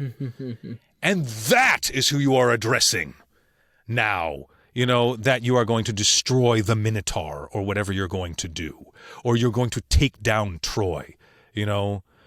Oh, splendor of sunburst breaking forth this day, whereon I lay my hands once more on Helen, my wife! Right? Like, this is Menelaus screaming to the gods. That's a level of metaphysical connection that you'd get out of military duty in Greece if you had to put on a play. Right? So if you could play Menelaus, if you could play Achilles and talk to the gods in that way with that kind of fury, then yeah, that's where it all starts, right? I mean, most of Western theater is rooted in our notions of Greek comedy and tragedy. And even in the East, when you deal with Bharatanatyam dance theater and, you know, to the gods, and Japanese no theater has the metaphysical stuff going on. And, you know, so that's where it starts. I remember someone, a theater teacher of mine, saying that classical theater is addressed to the gods. Modern theater is addressed to other people, to the audience, right? So you go from sort of Greek to Chekhov, which is addressed to other people. And then Beckett, it's like you're talking to yourself, right? So you're waiting for Godot. It's like the characters are just sort of talking to themselves inside their own heads, you know? So. I got to see Waiting for Godot with Sir Ian McKellen and Patrick Stewart when I was in the city, and that was a very unique and beautiful experience to see. But it's, you know, even still, two characters very much in a completely different way than seeing Oedipus or you know, any Shakespeare play, which I had the honor and privilege of seeing at the New York Central Park. God, the name is the outside theater. The Shakespeare in the Park. The theater is escaping me right now. I don't remember the name of the theater. But it's a very unique experience, and I think to be an actor and have the ability to go and see something like that can change your life. And we talked about on your show when I saw things like Jerusalem and things like that. It's just it brought performance in theater and expression to me in such a completely different way. And what you're saying about, like, you know, addressing gods and doing things like that, you're right. It's not a seesaw. It is a complete marriage, and that is what I think is inspiring about the performances that move us and aren't black and white or one-dimensional. Or those are the performances I want to be a part of. Those are the stories that I want to be a part of, the characters I want to play. What are some things that you haven't gotten to experience yet, that whether it's even as simple as, I would like to see this story that I love adapted into animation or into a movie or something that hasn't been done before? What is something that you would like to be a part of that you believe you either haven't had the opportunity to just do, or it just hasn't come to fruition yet from a creative side? Is there something that you're like itching to do or to see being made in some sort of medium? It doesn't have to be animation. It could be, whether it is even podcast, radio play. I don't know. Yeah, sure. So in the past, you know, I've said that one of the things that motivated me to get involved in dubbing anime was that I had watched the anime series The Vision of Escaflowne. Oh, yeah. And I really wanted to play the character of Alan Shazar. I thought that I would be a good fit for that. And I actually, back in 99, I think, I emailed Yutaka Maseba at Zero Limit because I knew that they had a lot of the Bondi titles. And at that time, I had already started working in New York. Like, I started dubbing anime in New York to build up my resume to hopefully get on Escaflowne. And so I've been working in New York for a couple of years at that point. And I emailed Yutaka and I said, hey, we've got dubbing studios out here. If you ever want to, you know, send Escaflowne our way, blah, blah, blah. And it never happened. But then later when I moved to LA and I started working with Yutaka, he was like, I remember that email you sent me. That was very informative. Yeah, it was very funny. So like that, like at one point I wanted to play Prince Ashitaka and Princess Mononoke, but, you know, Billy Crudup played him. He's brilliant. Absolutely. It's fine. Those notions of I want to play these characters has sort of gotten in the background. Yeah. Because I'm now loving the surprise of where I get put. Right? Like, because I've played Like like a big thing. I always loved Captain Harlock. I don't know if you're familiar with Captain Harlock. So Captain Harlock, do you know the anime creator Leiji Matsumoto? Yes. He did Star Blazers, Captain Harlock, Galaxy Express, Interstellar 555, Cosmo Warrior Zero. So he has this very famous character, Captain Harlock, which he's done a number of animated series and whatnot. And I grew up watching some Captain Harlock, and I love it. My God, this space pirate ship where the back of the spaceship looks like a Spanish galleon, like made out of wood. Huh. It's gorgeous. It's the best designed spaceship on the planet. I'm fascinated. I mean, that and the Millennium Falcon. Oh, wow. It's real close, real close. It's just so romantic. And so I always loved Captain Harlock. And I always wanted to play Captain Harlock. Well, I sort of got to. When we worked on the anime Last Exile, I played Alex Rowe, and he is the captain of this sort of pirate ship, the Sylvania, and like that's as Harlock as you get in modern times, you know? And then I actually worked on Cosmo Warrior Zero, which was a Leiji Matsumoto title, and Harlock shows up in the show, and guess who played Captain Harlock in the show? Steve Bloom. Oh God, yeah. Oh well, perfect. Yeah, which is great. So I'm playing Zero. I was playing the hero of the show, and then he was playing Captain Harlock. And when I heard our voices, I was like, "Oh, yeah, I'm too young to play Harlock.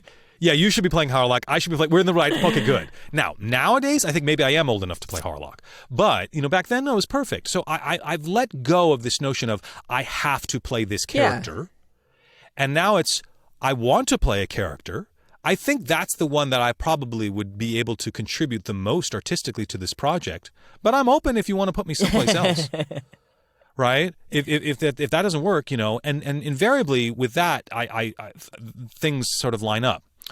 But if you're asking me the question, what would I like to see manifest in storytelling that I haven't yet? Sure. That would have been a hard question for me to answer until the end of the second season of The Mandalorian, where Luke Skywalker shows up. Yeah.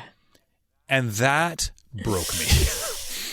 That broke me because we got to see Luke in his full power. Yes. He was actually, the Star Wars version of Captain America. And my heart sank because I was like, we never saw this. They never gave this to us. I want to see him in his black outfit being cool and doing the thing. And so if I had any wish, they need to cast Sebastian Stan and just have him do Luke Skywalker because like the deep fakery, that's fine for a cameo, but come on, you got to have an actual actor. And so as much as I love Ewan McGregor as Obi-Wan, I'm not the biggest fan of the latest Kenobi series, but I love the way Ewan McGregor plays Absolutely. Kenobi. Like I think he's a great actor as Obi-Wan Kenobi, and so him and Alec Guinness as sort of spiritual partners playing that character, great. I would be totally cool with Sebastian Stan playing a sort of mature version of Luke. To Mark Hamill, and Mark Hamill will have bookended it. They've done like the super young Luke and the old, and I believe he's already got his blessing at this point too. So it's just, if there aren't talks about this happening already, I pray that there will be soon because it would be phenomenal. It's only because I always identify with Luke. I mean, I realize that people want to poo-poo Luke and he's going to go to Tashi Station to get some power. It's like he's so whiny, and yes, he can be whiny in the beginning. But he was the knight, and that is the character that I identify with. I don't necessarily identify with the scoundrel. I understand the appeal of a Han Solo or even a Lando. Like, I get it. I understand why they're appealing. But that's not the character I wanted to aspire to. I wanted the paladin. And so the idea of having Luke in his power being that, I think would be, that to me is like Aragorn. Yes. Like the noble knight doing his thing. And so that's what I would like to see in storytelling. If they could give me Luke. Oh gosh, I'm with you on that. I very similar sentiments about the Kenobi series, and I think that if there's ever an age of Star Wars where they're kind of like, let's keep doing more of this, it is right now. So hopefully they saw the reception of that episode of The Mandalorian and they were like, maybe we should keep doing stuff like this. It seems people are interested. Like, I don't think there was a bad thing said about that episode, whereas a lot of some other stuff, there's been quite a lot of, controversial opinions on whether or not it was received well or not. Yeah, I'm a huge fan of Andor. Andor is unbelievably good. And it's And I don't like prequels. I can't stand prequels. And it's a prequel to a prequel.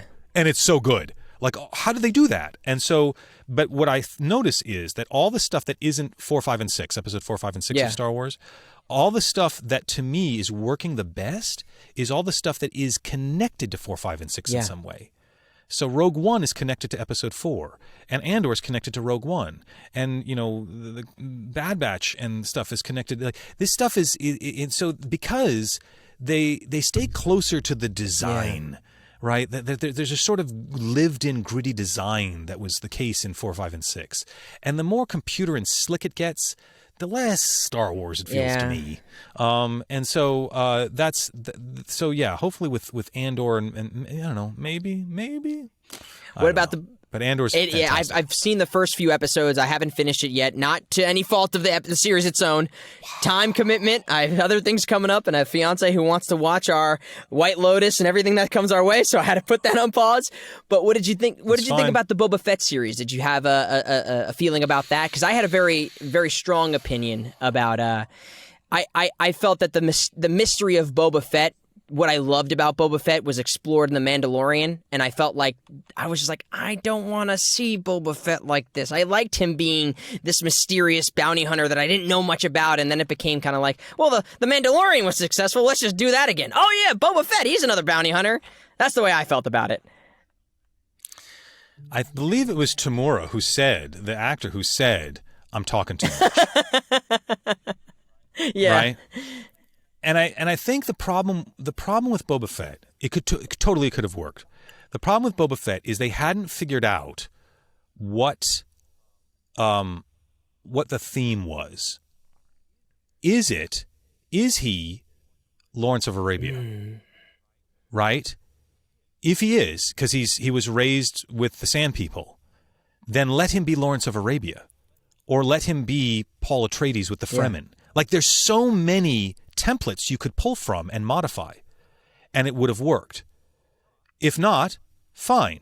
Is he Elliot Ness, and the Hutts are Al Capone and the mob? Great. Then make the Untouchables, right? Then make or is it the Magnificent Seven? Is he the noble samurai, and the bandits are coming? There's so many. And the reason why Mandalorian works is because it does take that template. It takes Lone Wolf and Cub, which I'm not sure if you're familiar with. And I mean, that's exactly what they've done. For your listeners who may not know, Lone Wolf and Cub is a very famous manga about a samurai who is basically betrayed and has to make a decision about whether he's going to commit suicide for his honor or whether he's going to go to get revenge on the people who have shamed him. And he decides to go on the revenge route, but he has a very young child, a son, and he doesn't know what to do with him. And so he gives the son an option. Do you come with me, or do I kill you now, because that would be the honorable thing to do? And the child, he gives the child a choice between a ball and a sword. And if he chooses the ball, he's going to kill him. And if he chooses the sword, he's going to go. And this is going to damn their souls to hell and whatever. The boy chooses the sword. And he builds him a little basket, a little perambulator carriage. And it's got this funny noise when it gotta. It's exactly what's happening with the Mandalorian and the child. It's the exact same structure. So when the Mandalorian started, I went, oh, this is Lone Wolf and Cub. That's not a bad thing. Take the template and surprise me with it. Do something new and cool with it, right? And I think for the most part they did. There was some really cool stuff in it. And literally, there's a ball that the baby Yoda has to play, the Grogu has to play with. And so I go, okay, that's great. But with Boba Fett, it felt like you didn't choose. You took a little column A and a little column B and a little column C, and they don't all mix. Those flavors don't all work. If you just stuck to one, I think it could have worked. But they didn't make a decision, and that's a shame. Personally, I would have wanted like a very stoic Lawrence of Arabia. I think it would have been cool for Boba Fett to have been this space guy who then really got humbled by the Sarlacc pit, and then had to rebuild himself in the Bacta tank and everything else as a sort of Dances with Wolves, Lawrence of Arabia type. And then I think I would have totally been in with it. Because I think if you tried to do the Untouchables Elliot Ness route, he'd have to talk too much. Yeah. Because he has to be the do-gooder. And that's not Boba. I don't think that's Boba. And so the idea of Boba Fett, because when Lawrence says Arabia for the Arabians, that's what I feel like Boba Fett is like. He wants Mos Espa for the Tatooians. Like he's not there to lord over, and he's not there just to bust mobster heads. So that's I think, and I wish they. Gosh, what could have been? What could have been? Ugh. Gosh, well, Crispin, I have taken way too much of your time. I want to ask you one final fun question, if that's okay with you, and Sure. It's going to be a little bit out there, but if you don't mind, bear with me. As we've seen, I mean, I was just talking with somebody. I do like mentorship for previous NYU students. I'm part of like the alumni program, and I was just talking with somebody the other day, one of my mentees, and they were asking me, they're like, "How do I do this and that?" And I was like, now that I'm really realizing this, I've been doing this for a decade, and what I'm saying to you may not be applicable right now. I'm like, it's probably going to be very different. I still, as crazy as it sounds, I still come from the days of sending in my headshots and the manila envelope and doing the postcards. Like, that was a part of my journey. And I was like, I can give you what I've done, and I can give you what I'm seeing today, still pursuing my career in a very similar fashion. I'm still a part of the system and the beast, and I'm still working my way up, as some might put it. But I was curious, like, for someone like you, if you had been given the MIB kind of like flash where it erased everything you knew, and let's also say that the world, everything they knew about Crispin Freeman, all of your performances ceased to exist. You didn't remember any of this, and you had to pursue, or if you chose to pursue acting today, what do you think would be the first thing you would do, and would you pursue it kind of the same way, or would it be something else for you? I do not know. That's a really tough question, if only because we are now in the situation where we still have, as of the taping of this podcast, we're still dealing with COVID, circling the globe, variants, people getting sick. And so it's difficult to get together in person to do things.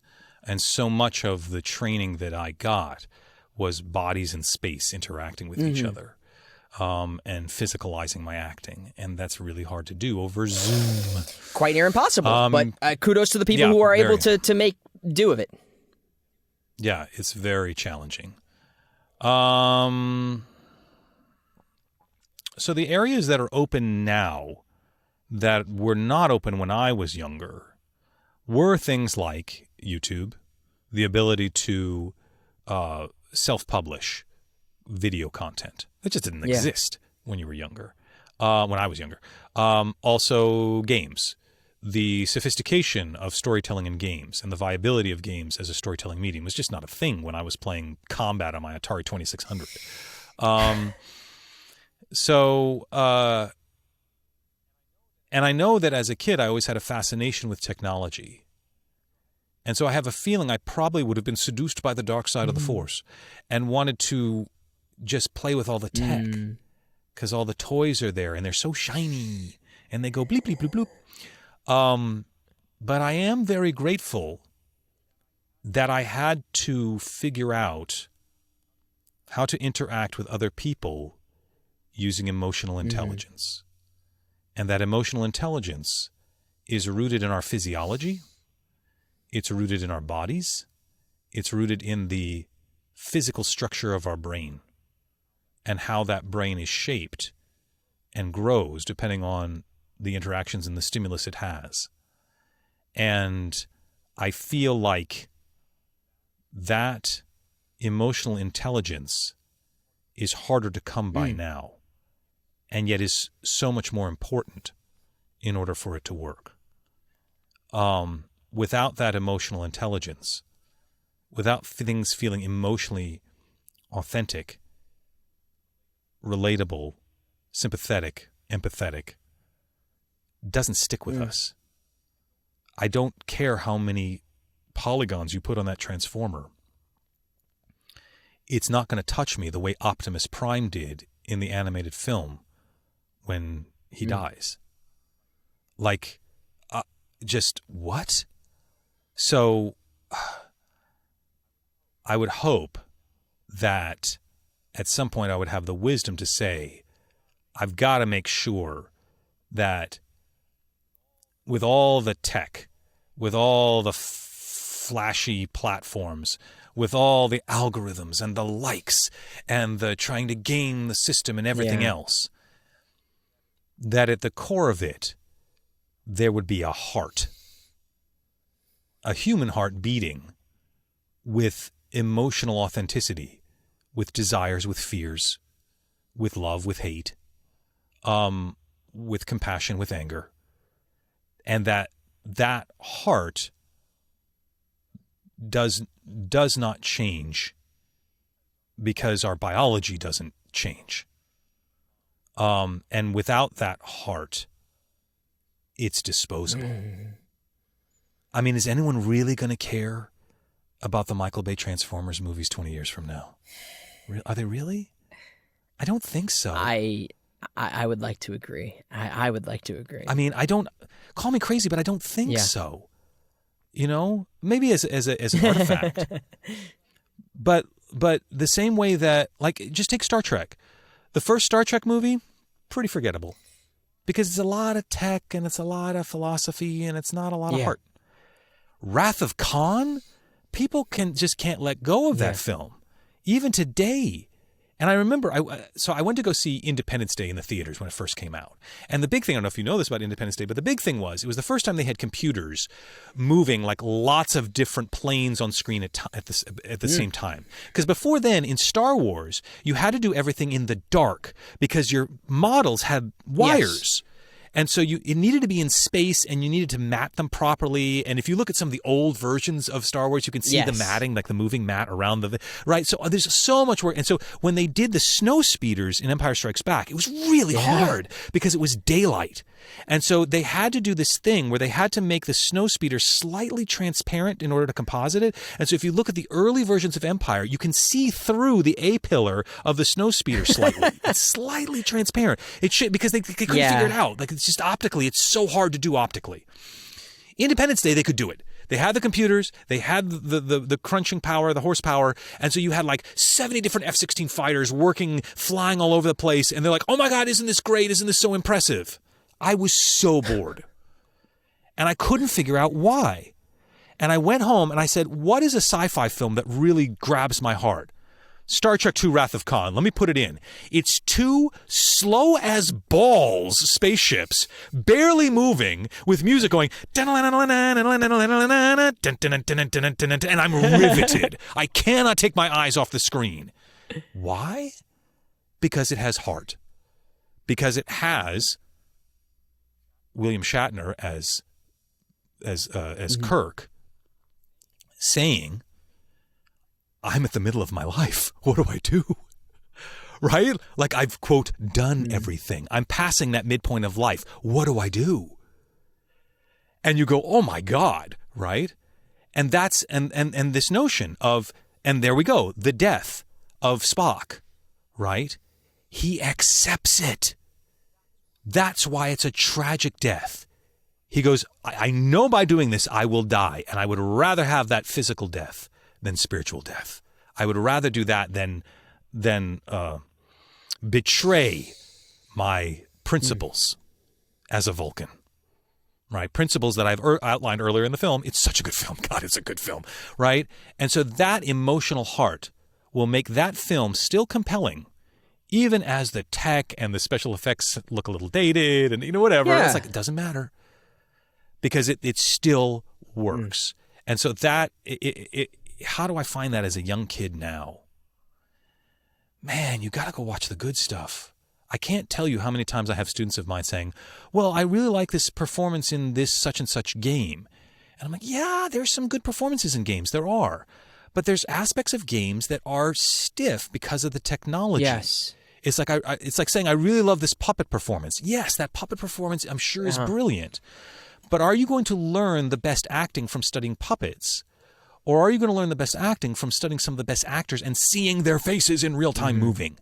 Then you can take that and translate it into motion capture or whatever you're doing. And you can translate it into, I'm only going to use my voice to do that and pull that off. But, you know, all these best actors, they had to do it face to face with other people, and they had to do it in real life, either theater or film, and not through the mediating the mediating medium. There's a tautology. the mediating format of puppetry, which is motion capture, or something else that divorces us from seeing the actor in real time doing their thing. I'm always fascinated by what the next thing might be. In my lifetime, I've seen, things go from, just from video game aspect, no voice acting in any kind of content to having voice acting to motion capture to facial capture to performance capture. I'm curious if you have either a desire or an inclination to what might be the next thing that would, because I think what we're just talking about here is how all these gadgets and gizmos and these effects can hinder performances. Is there any sort of technology that can help performance, maybe?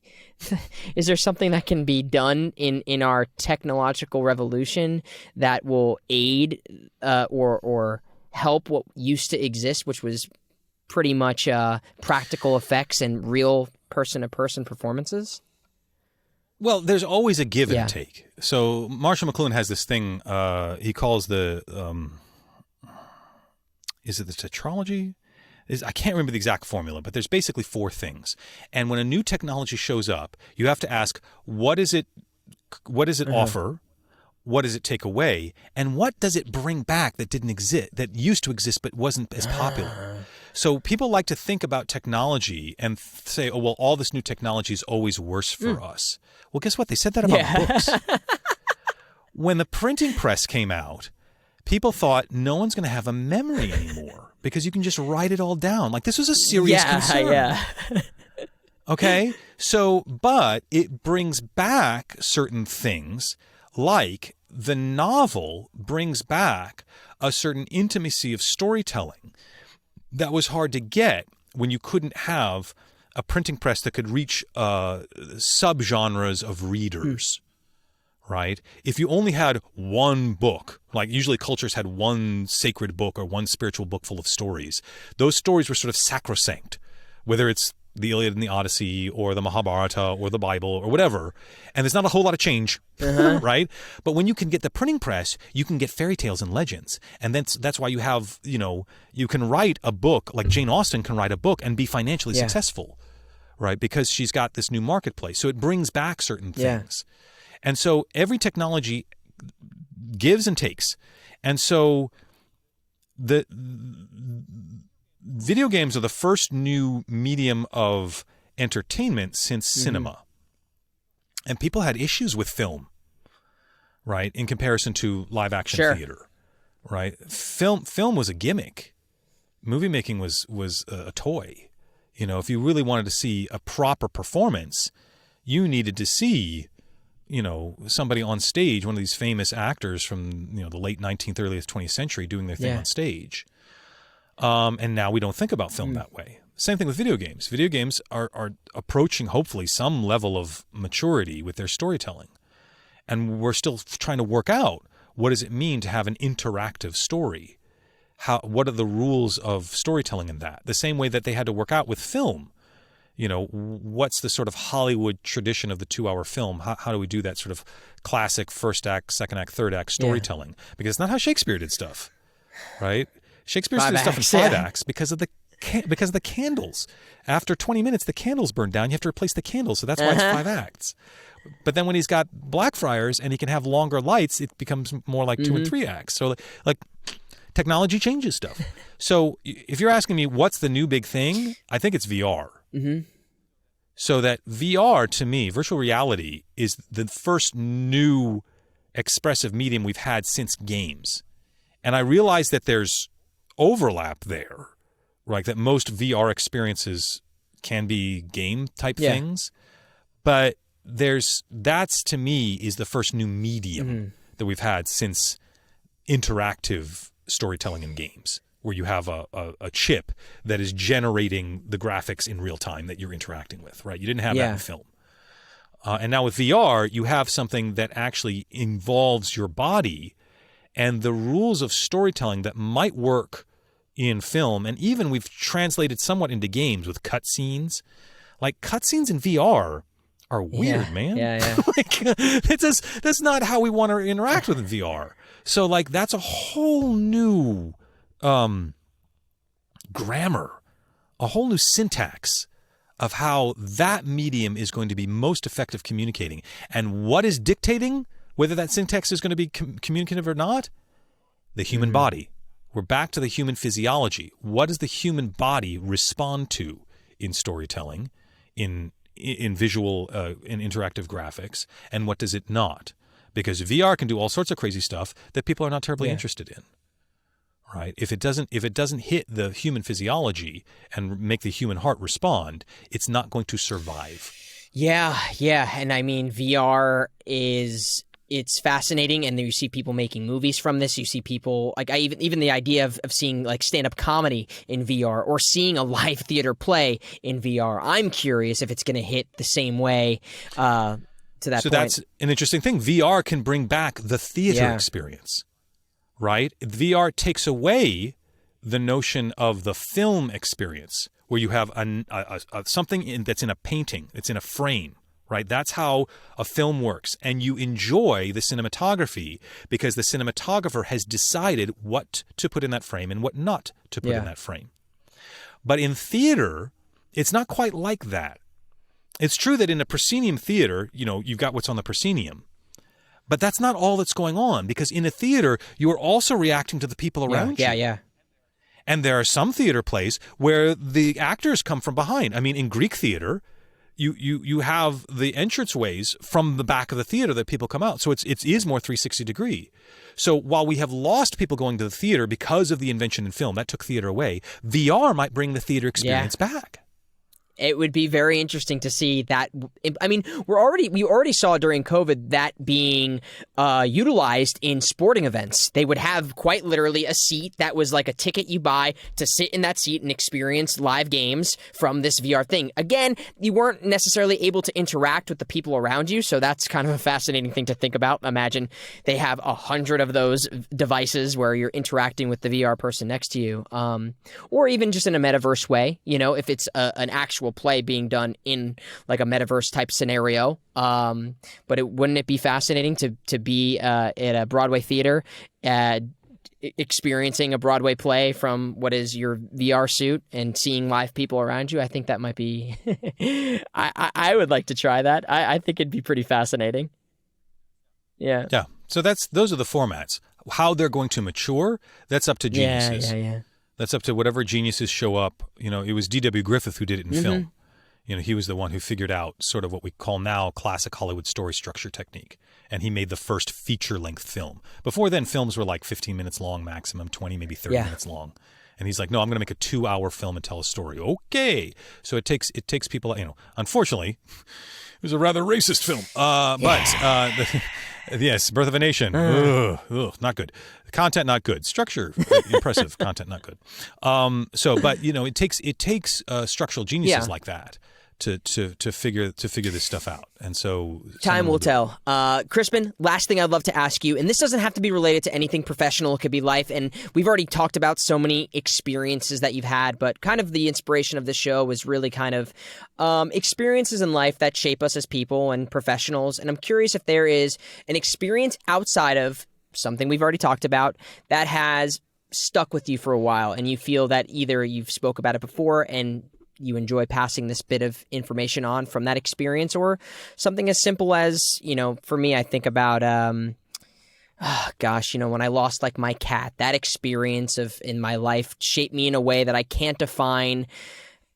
It has changed me to my core. That experiencing having a kitten and having lost that kitten and who it's turned me into. I became a vegan. It like had a chain reaction of effect on me in the way I look at things. Is there an experience you had, even as simple as working with a specific director or seeing a certain show? Is there something that an experience you've had in your life that you think people would benefit from hearing how it affected you when it had happened? Yeah, it's pretty personal, but It happened when I was about, it's personal. It's funny. I wrote about it in my college essay, so somebody read it. And I may have talked about this in the podcast before, but when I was younger, around, I don't know, 11 years old, I think, I was sent to a camp, sleepaway camp sort of thing. And my parents sent me off to a camp in Cody, Wyoming called Rawhide Ranch Camp. You will never find a more vicious hive of toxic masculinity than Rawhide Ranch Camp. What a name. Yeah, I know, right? So I got dropped in this environment, and I was a very spoiled child. You know, I was very soft. I would cry easily. I would get my feelings hurt very easily. And so, not that I was demanding spoiled, like I wasn't Veruca Salt, but I was, Mommy. I was sort of used, yeah, I want to, but now, Mommy, I wasn't like that so much, but I was just I was used to just sort of getting what I wanted because it was usually no big deal. And I wasn't usually asking for anything crazy, but there was never any lack, shall we say. Right? There was never a feeling of lack, of which I know many, many people have to deal with that in their lives. And I was blessed, fortunate enough that wasn't usually a thing for me.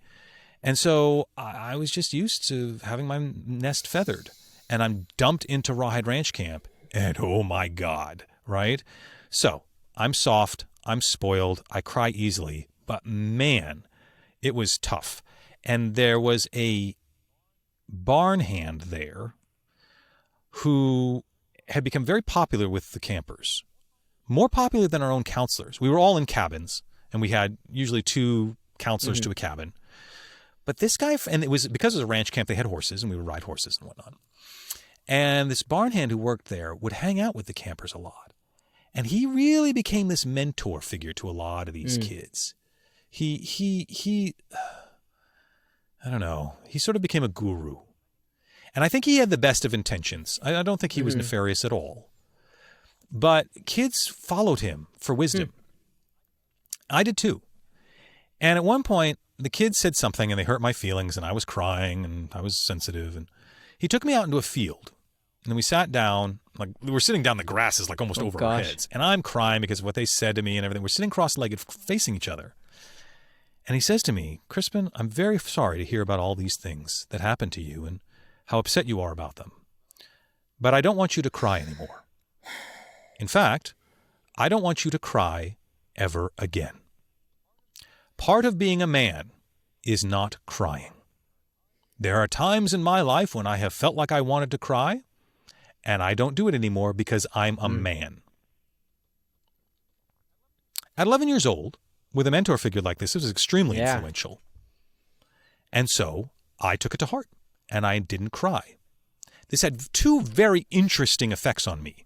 One, not only did I become emotionally resilient, right, which probably served me in the sort of competitive environment that I was in, I also had physical resilience. Like, it was very hard for me to experience physical pain because I was just shut down. And this lasted through most of high school, until I got to the Cherubs program that I mentioned before, which is this wonderful theater training program that happens between junior and senior year at Northwestern University, and people from all over the country come to it. I auditioned, I got in, I don't know how. How in the world am I an actor when I'm this emotionally disconnected? I don't quite know. But clearly there's a hunger there. We're back to that whole hunger thing, hunger fascination. Clearly there's a hunger there because something is missing, because I've been so emotionally disconnected for so much of my young life, and it's such toxic masculinity. My acting teacher in the Cherubs program was a wonderful man. And like once a week we would get together, everyone in the thing, and we'd have a big meeting, and then we'd split off into our different classes. And he was the leader of our class. And during our big meeting, when everyone was there, he got up and he said, I'd just like to ask everyone who's here in the program to just have a moment of silence for my father. He's sick with cancer, he's going in for surgery, and it would really mean the world to me if we just had a moment of silence for my father and wished him the best. In my mind, because I had been so emotionally disconnected, I was incredibly mercenary in the way that I thought about things, and I had no empathy. So in my mind, I thought, well, people die of cancer. Like, it's awful. It's awful the way my brain was working. And so after this, everyone was streaming out of the meeting, and he was standing there, and people were coming up to him and giving him hugs, and say, "Oh, I'm so sorry, John. I hope things go well," and blah, blah, blah.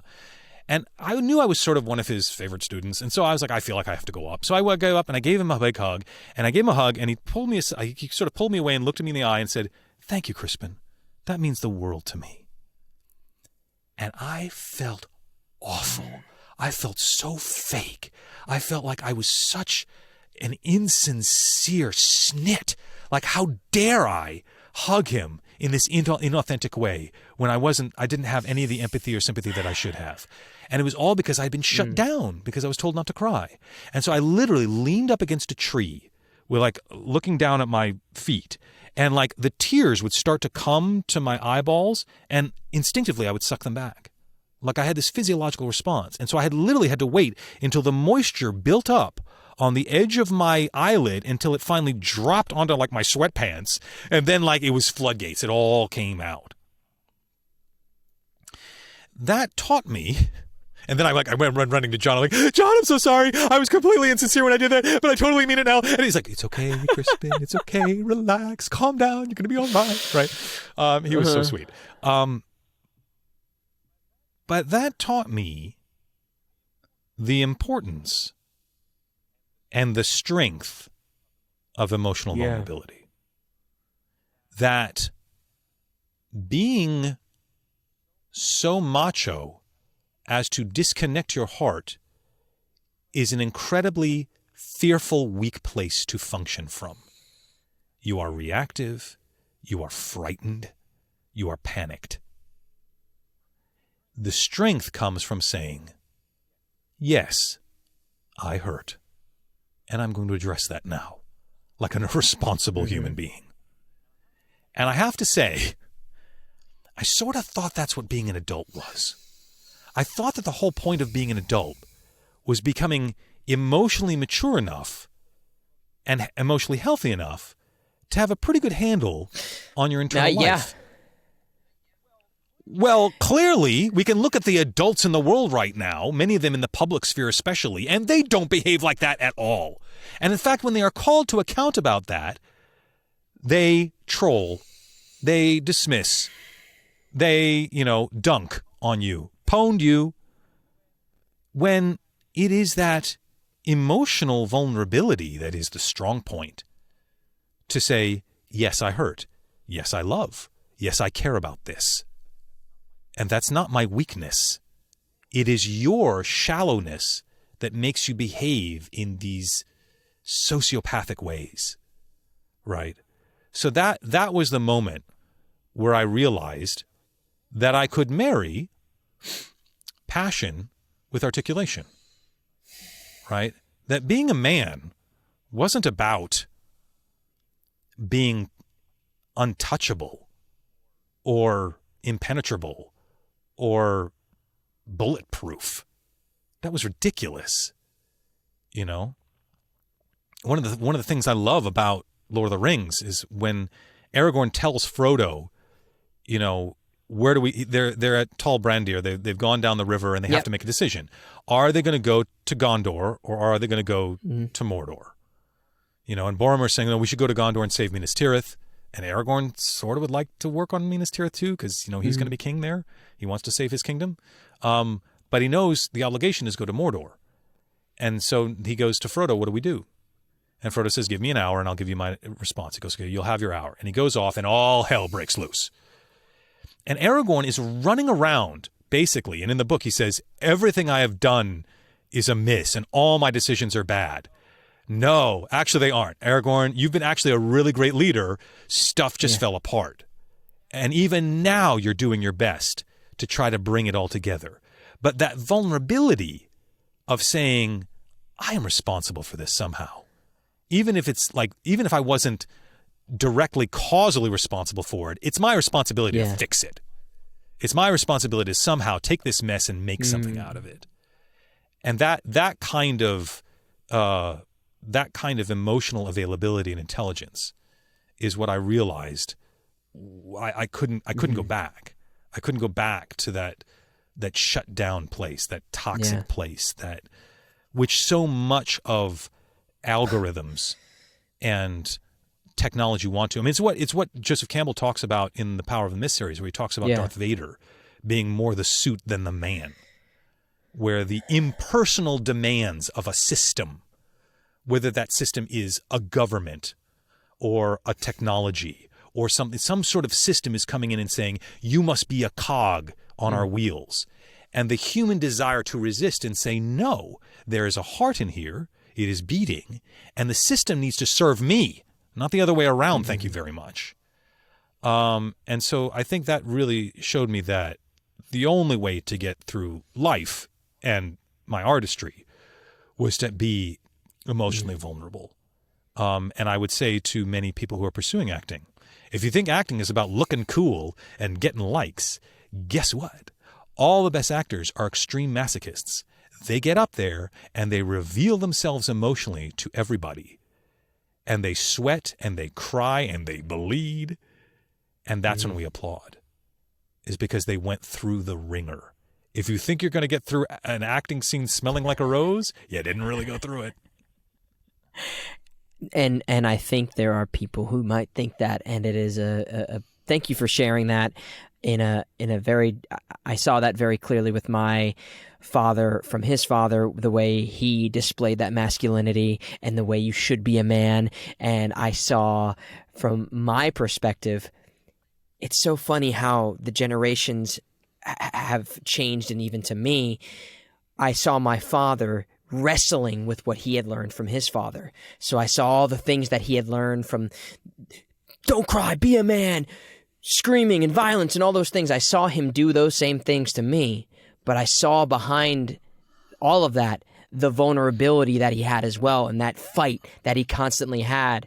So I think when it came to me, when I was on the receiving end of all of that kind of stop crying, be a man, don't do that stuff, I saw everything I didn't want.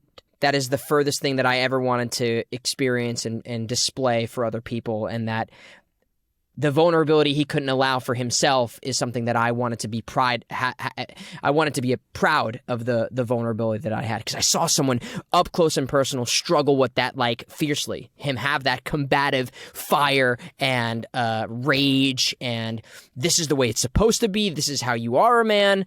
And at the same time, I'd see him walk away from that argument that we would have, and the sadness on the turn, like just the complete sadness for why am I like this, like that wrestle. And so thank you just for sharing that. And I think it's extremely important, especially for men who are unfortunately subjected to that type of environment, to understand that it's okay to be vulnerable. And especially if you want to be an actor, it's kind of like one of the key components to unlocking, I think, whatever potential you might have to influence people through your storytelling. So thank you for sharing that. It's extremely important, and something I very much resonate with in my own life. So thank you.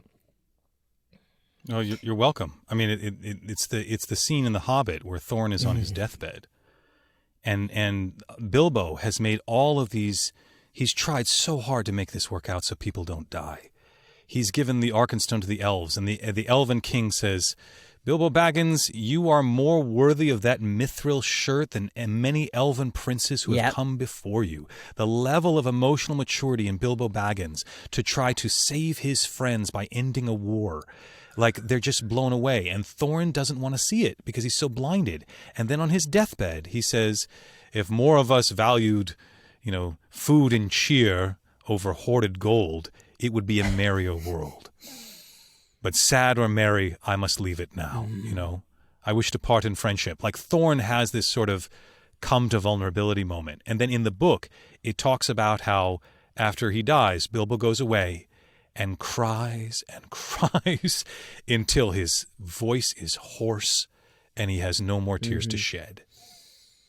And yet he's the one who has the resilience to resist the One Ring. Right? I mean, he's the most resilient one in the whole story, him and Frodo. And it's like, that's where the strength comes from. It's why Tolkien made sure that Gandalf was not a Balrog. Right? That they are made of the same stuff. I believe the Balrog are Maya. and Gandalf is a Maya. They're these sort of demigods. And so, no, Gandalf is powerful because he feels things, because he cares. And that's a human strength and the other type of behavior is brittle. It cracks. Yeah, gosh, very much so. And who would have thought that The Lord of the Rings and The Hobbit and Tolkien would have so many applicable life lessons that I think you have to truly read. Who would have thought? It's the whole point.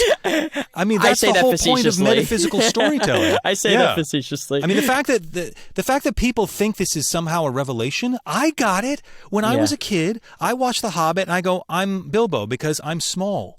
I'm a small kid. I identify with the small kid. Did I know that Bilbo in the animated film was 50 years old? No, I didn't know that. But but he's the one without a beard, so clearly he's the young one. Like, I mean, I don't know. I thought this was sort of why these stories were told. You told fairy tales to teach life lessons.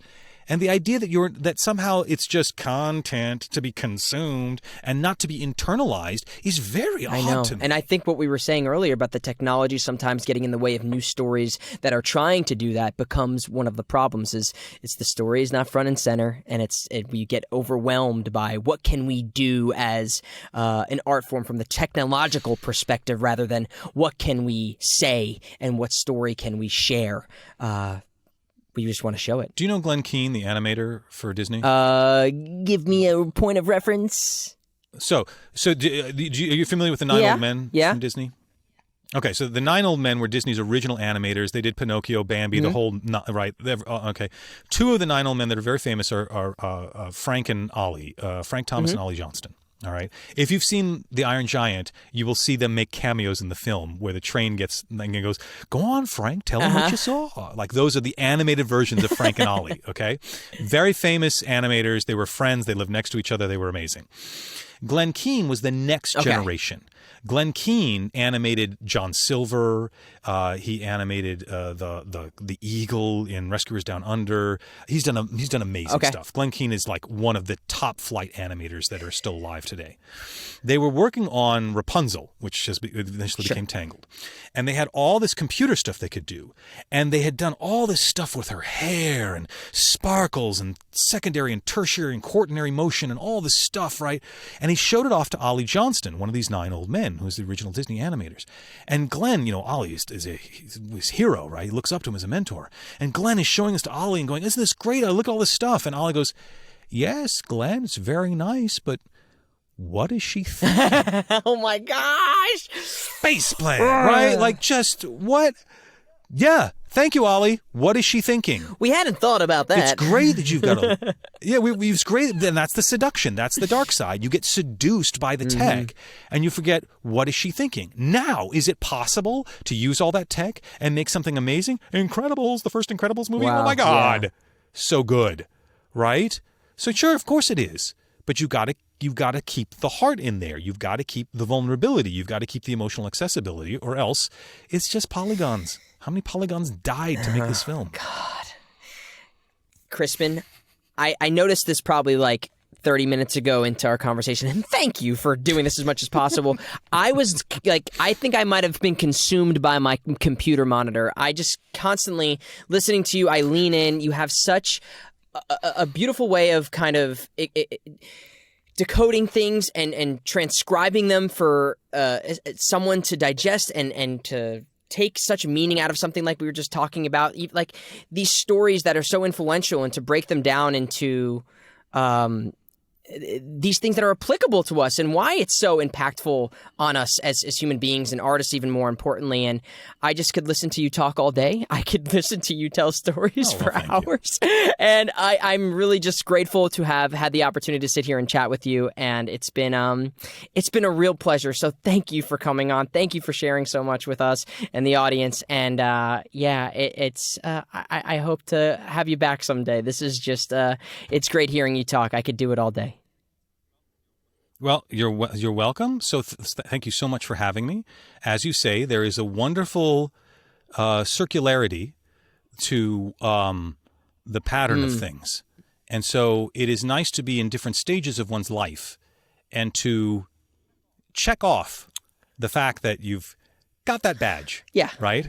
The fact that I was in your position where I had voice actors or performers that I had looked up to or admired, and then I got to work with them as the new kid on the block, right?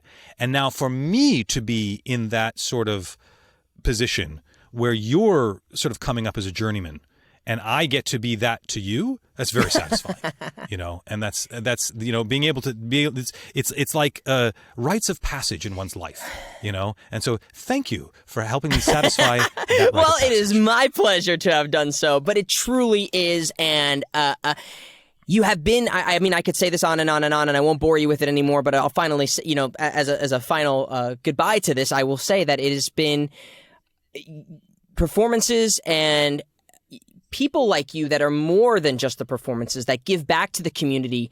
It does not go unnoticed, especially like people by me and my peers around me, people that are of my age group that are coming in to have the public service that you do for us with things with like Voice Acting Mastery, the classes that you offer, the seminars, you have a freaking scholarship, all these things that you do to give back. It is one of the things that has become a core value of me as an artist. Obviously I'm in love with acting and all of the storytelling as much, but that part that comes part and parcel is the giving back and shepherding the new age of performers that come in, and to see someone like you kind of set that example, and other people that have had similar things, other similar podcasts, but really someone like you that has been doing this for so long. I mean, we're talking 10 plus years of voice acting mastery and continuing to teach. If anybody here is curious about taking a class, please, are your classes on your website for people to find? Is it crispinfreeman.com for your classes? So, yeah, if you go to crispinfreeman.com, there are links there to voiceactingmastery.com, yes, which is the podcast. And on voiceactingmastery.com, that's where the classes are listed. Right now, because of COVID, I'm only teaching online classes. I'm not teaching any in-person classes. But you can get on a mailing list for the online classes because they sell out rather quickly. And so I always send out an email to the mailing list saying when the class is going to go on sale so that everybody can try to get it when it gets first on sale. If you're on my online classes mailing list, you will be the first to know when that class is going to be on sale. And then I also have a website for my mythology scholarship stuff, which is called Mythology and Meaning. So if you go to mythologyandmeaning.com, there's a trailer for my presentations. Unfortunately, I can't do them in person right now, which is how I used to do them. But there's a trailer there, so you can see them. There's a couple of videos of me talking about some. So there's a cool video of me talking with Juan Carlos Bagnell about the difference between vampires and zombies mythologically, which is a fun conversation. And I hope to be able to be putting out more of the mythology content in the future, most likely online, since that's how things are probably going to work for me right now. But yeah, crispinfreeman.com. I mean, that's mostly for me as a voice actor, but there's very clear links there to voiceactingmastery.com and mythologyandmeaning.com if those are stuff you absolutely. Want to check out and too. Stay tuned for the class you're going to be teaching by Haptic Suit once that is available, right? To merge the VR and acting class experience, right? Yeah, seriously, haptic, man. That's gonna be a thing, isn't it? But again, it's gotta mature, and we gotta see, and it'll bring back, it'll obsolete certain things, and it'll bring back other things. Well, Crispin, this has been such a pleasure and a gift and a little bit of a surreal experience for me throughout this whole interaction with you and previous interactions with you. So thank you for checking off a box on my badge list as well, and being a guest on the podcast. And thank you just so much for everything you do. It is. I really appreciate it on behalf of everybody else who's in a similar position to me in my career. Thank you. All right. Talk to you soon, Crispin. Guys, I said this at the end of the episode, but I felt myself leaning in so much. I actually have a little bit of a cramp in my back because that's how engrossed I was in listening to Crispin talk. Obviously, I said this before. I said it in the podcast. I say it over and over again. Crispin truly is one of those people where, God, I mean, he's going to probably hate to hear this, but, really an idol of mine in my pursuits of pursuing voice acting and specifically storytelling through animation and video games and anime. Somebody who has done all of those things and done them at the highest caliber and does them with such veracity and passion and is truly a truth teller. and to give it all back to us for free over, almost 200 episodes over 10 years, to see somebody who has that kind of dedication and love for what they do and love for other people to enjoy what he does. It is one of the most inspiring things I've experienced as a professional. And to have been a participant of it, to, been a consumer of his podcast and of his performances, and then to be in the same room with this person, quite literally performing and then interviewing them, it's a surreal experience for me. He's so generous. He's so brilliant. I mean, he's so smart, and it really made me, as he's talking, question things about how much that enforces who he is as a performer. The amount that he has digested and retained, I can smell it in his performances. When he's playing a character that is as knowledgeable and intellectual and is passionate, like all of the ingredients that make Winston so unique and so real, even though he is a fictional primate, I see that in Crispin. I see he has the capacity to be a brilliant scientist and also, this insanely strong primate. He is, without a doubt, one of the most gifted performers of our lifetime, and giving. I think anybody in the voice acting industry will tell you I don't think there's anybody like him. I think he is extremely unique, and what a treat, guys. What a treat. Please check out his classes and the trailers for all of his stuff about mythological creatures and all that stuff. It's a fantastic watch. I really think you'll enjoy it. Hopefully he'll be doing more of that. Like he said, I was actually really curious to hear if he wanted to go further in that. What a great episode, guys. Thank you so much for everything. Please like, subscribe, all that good stuff to make sure other people can see this who are interested in what we talk about here. And a review on any of the platforms would be great. All right, y'all. We'll see y'all in the next one. Thank you so much for being a Paxer. Sorry, Joe, I stole that from you. All right, bye-bye.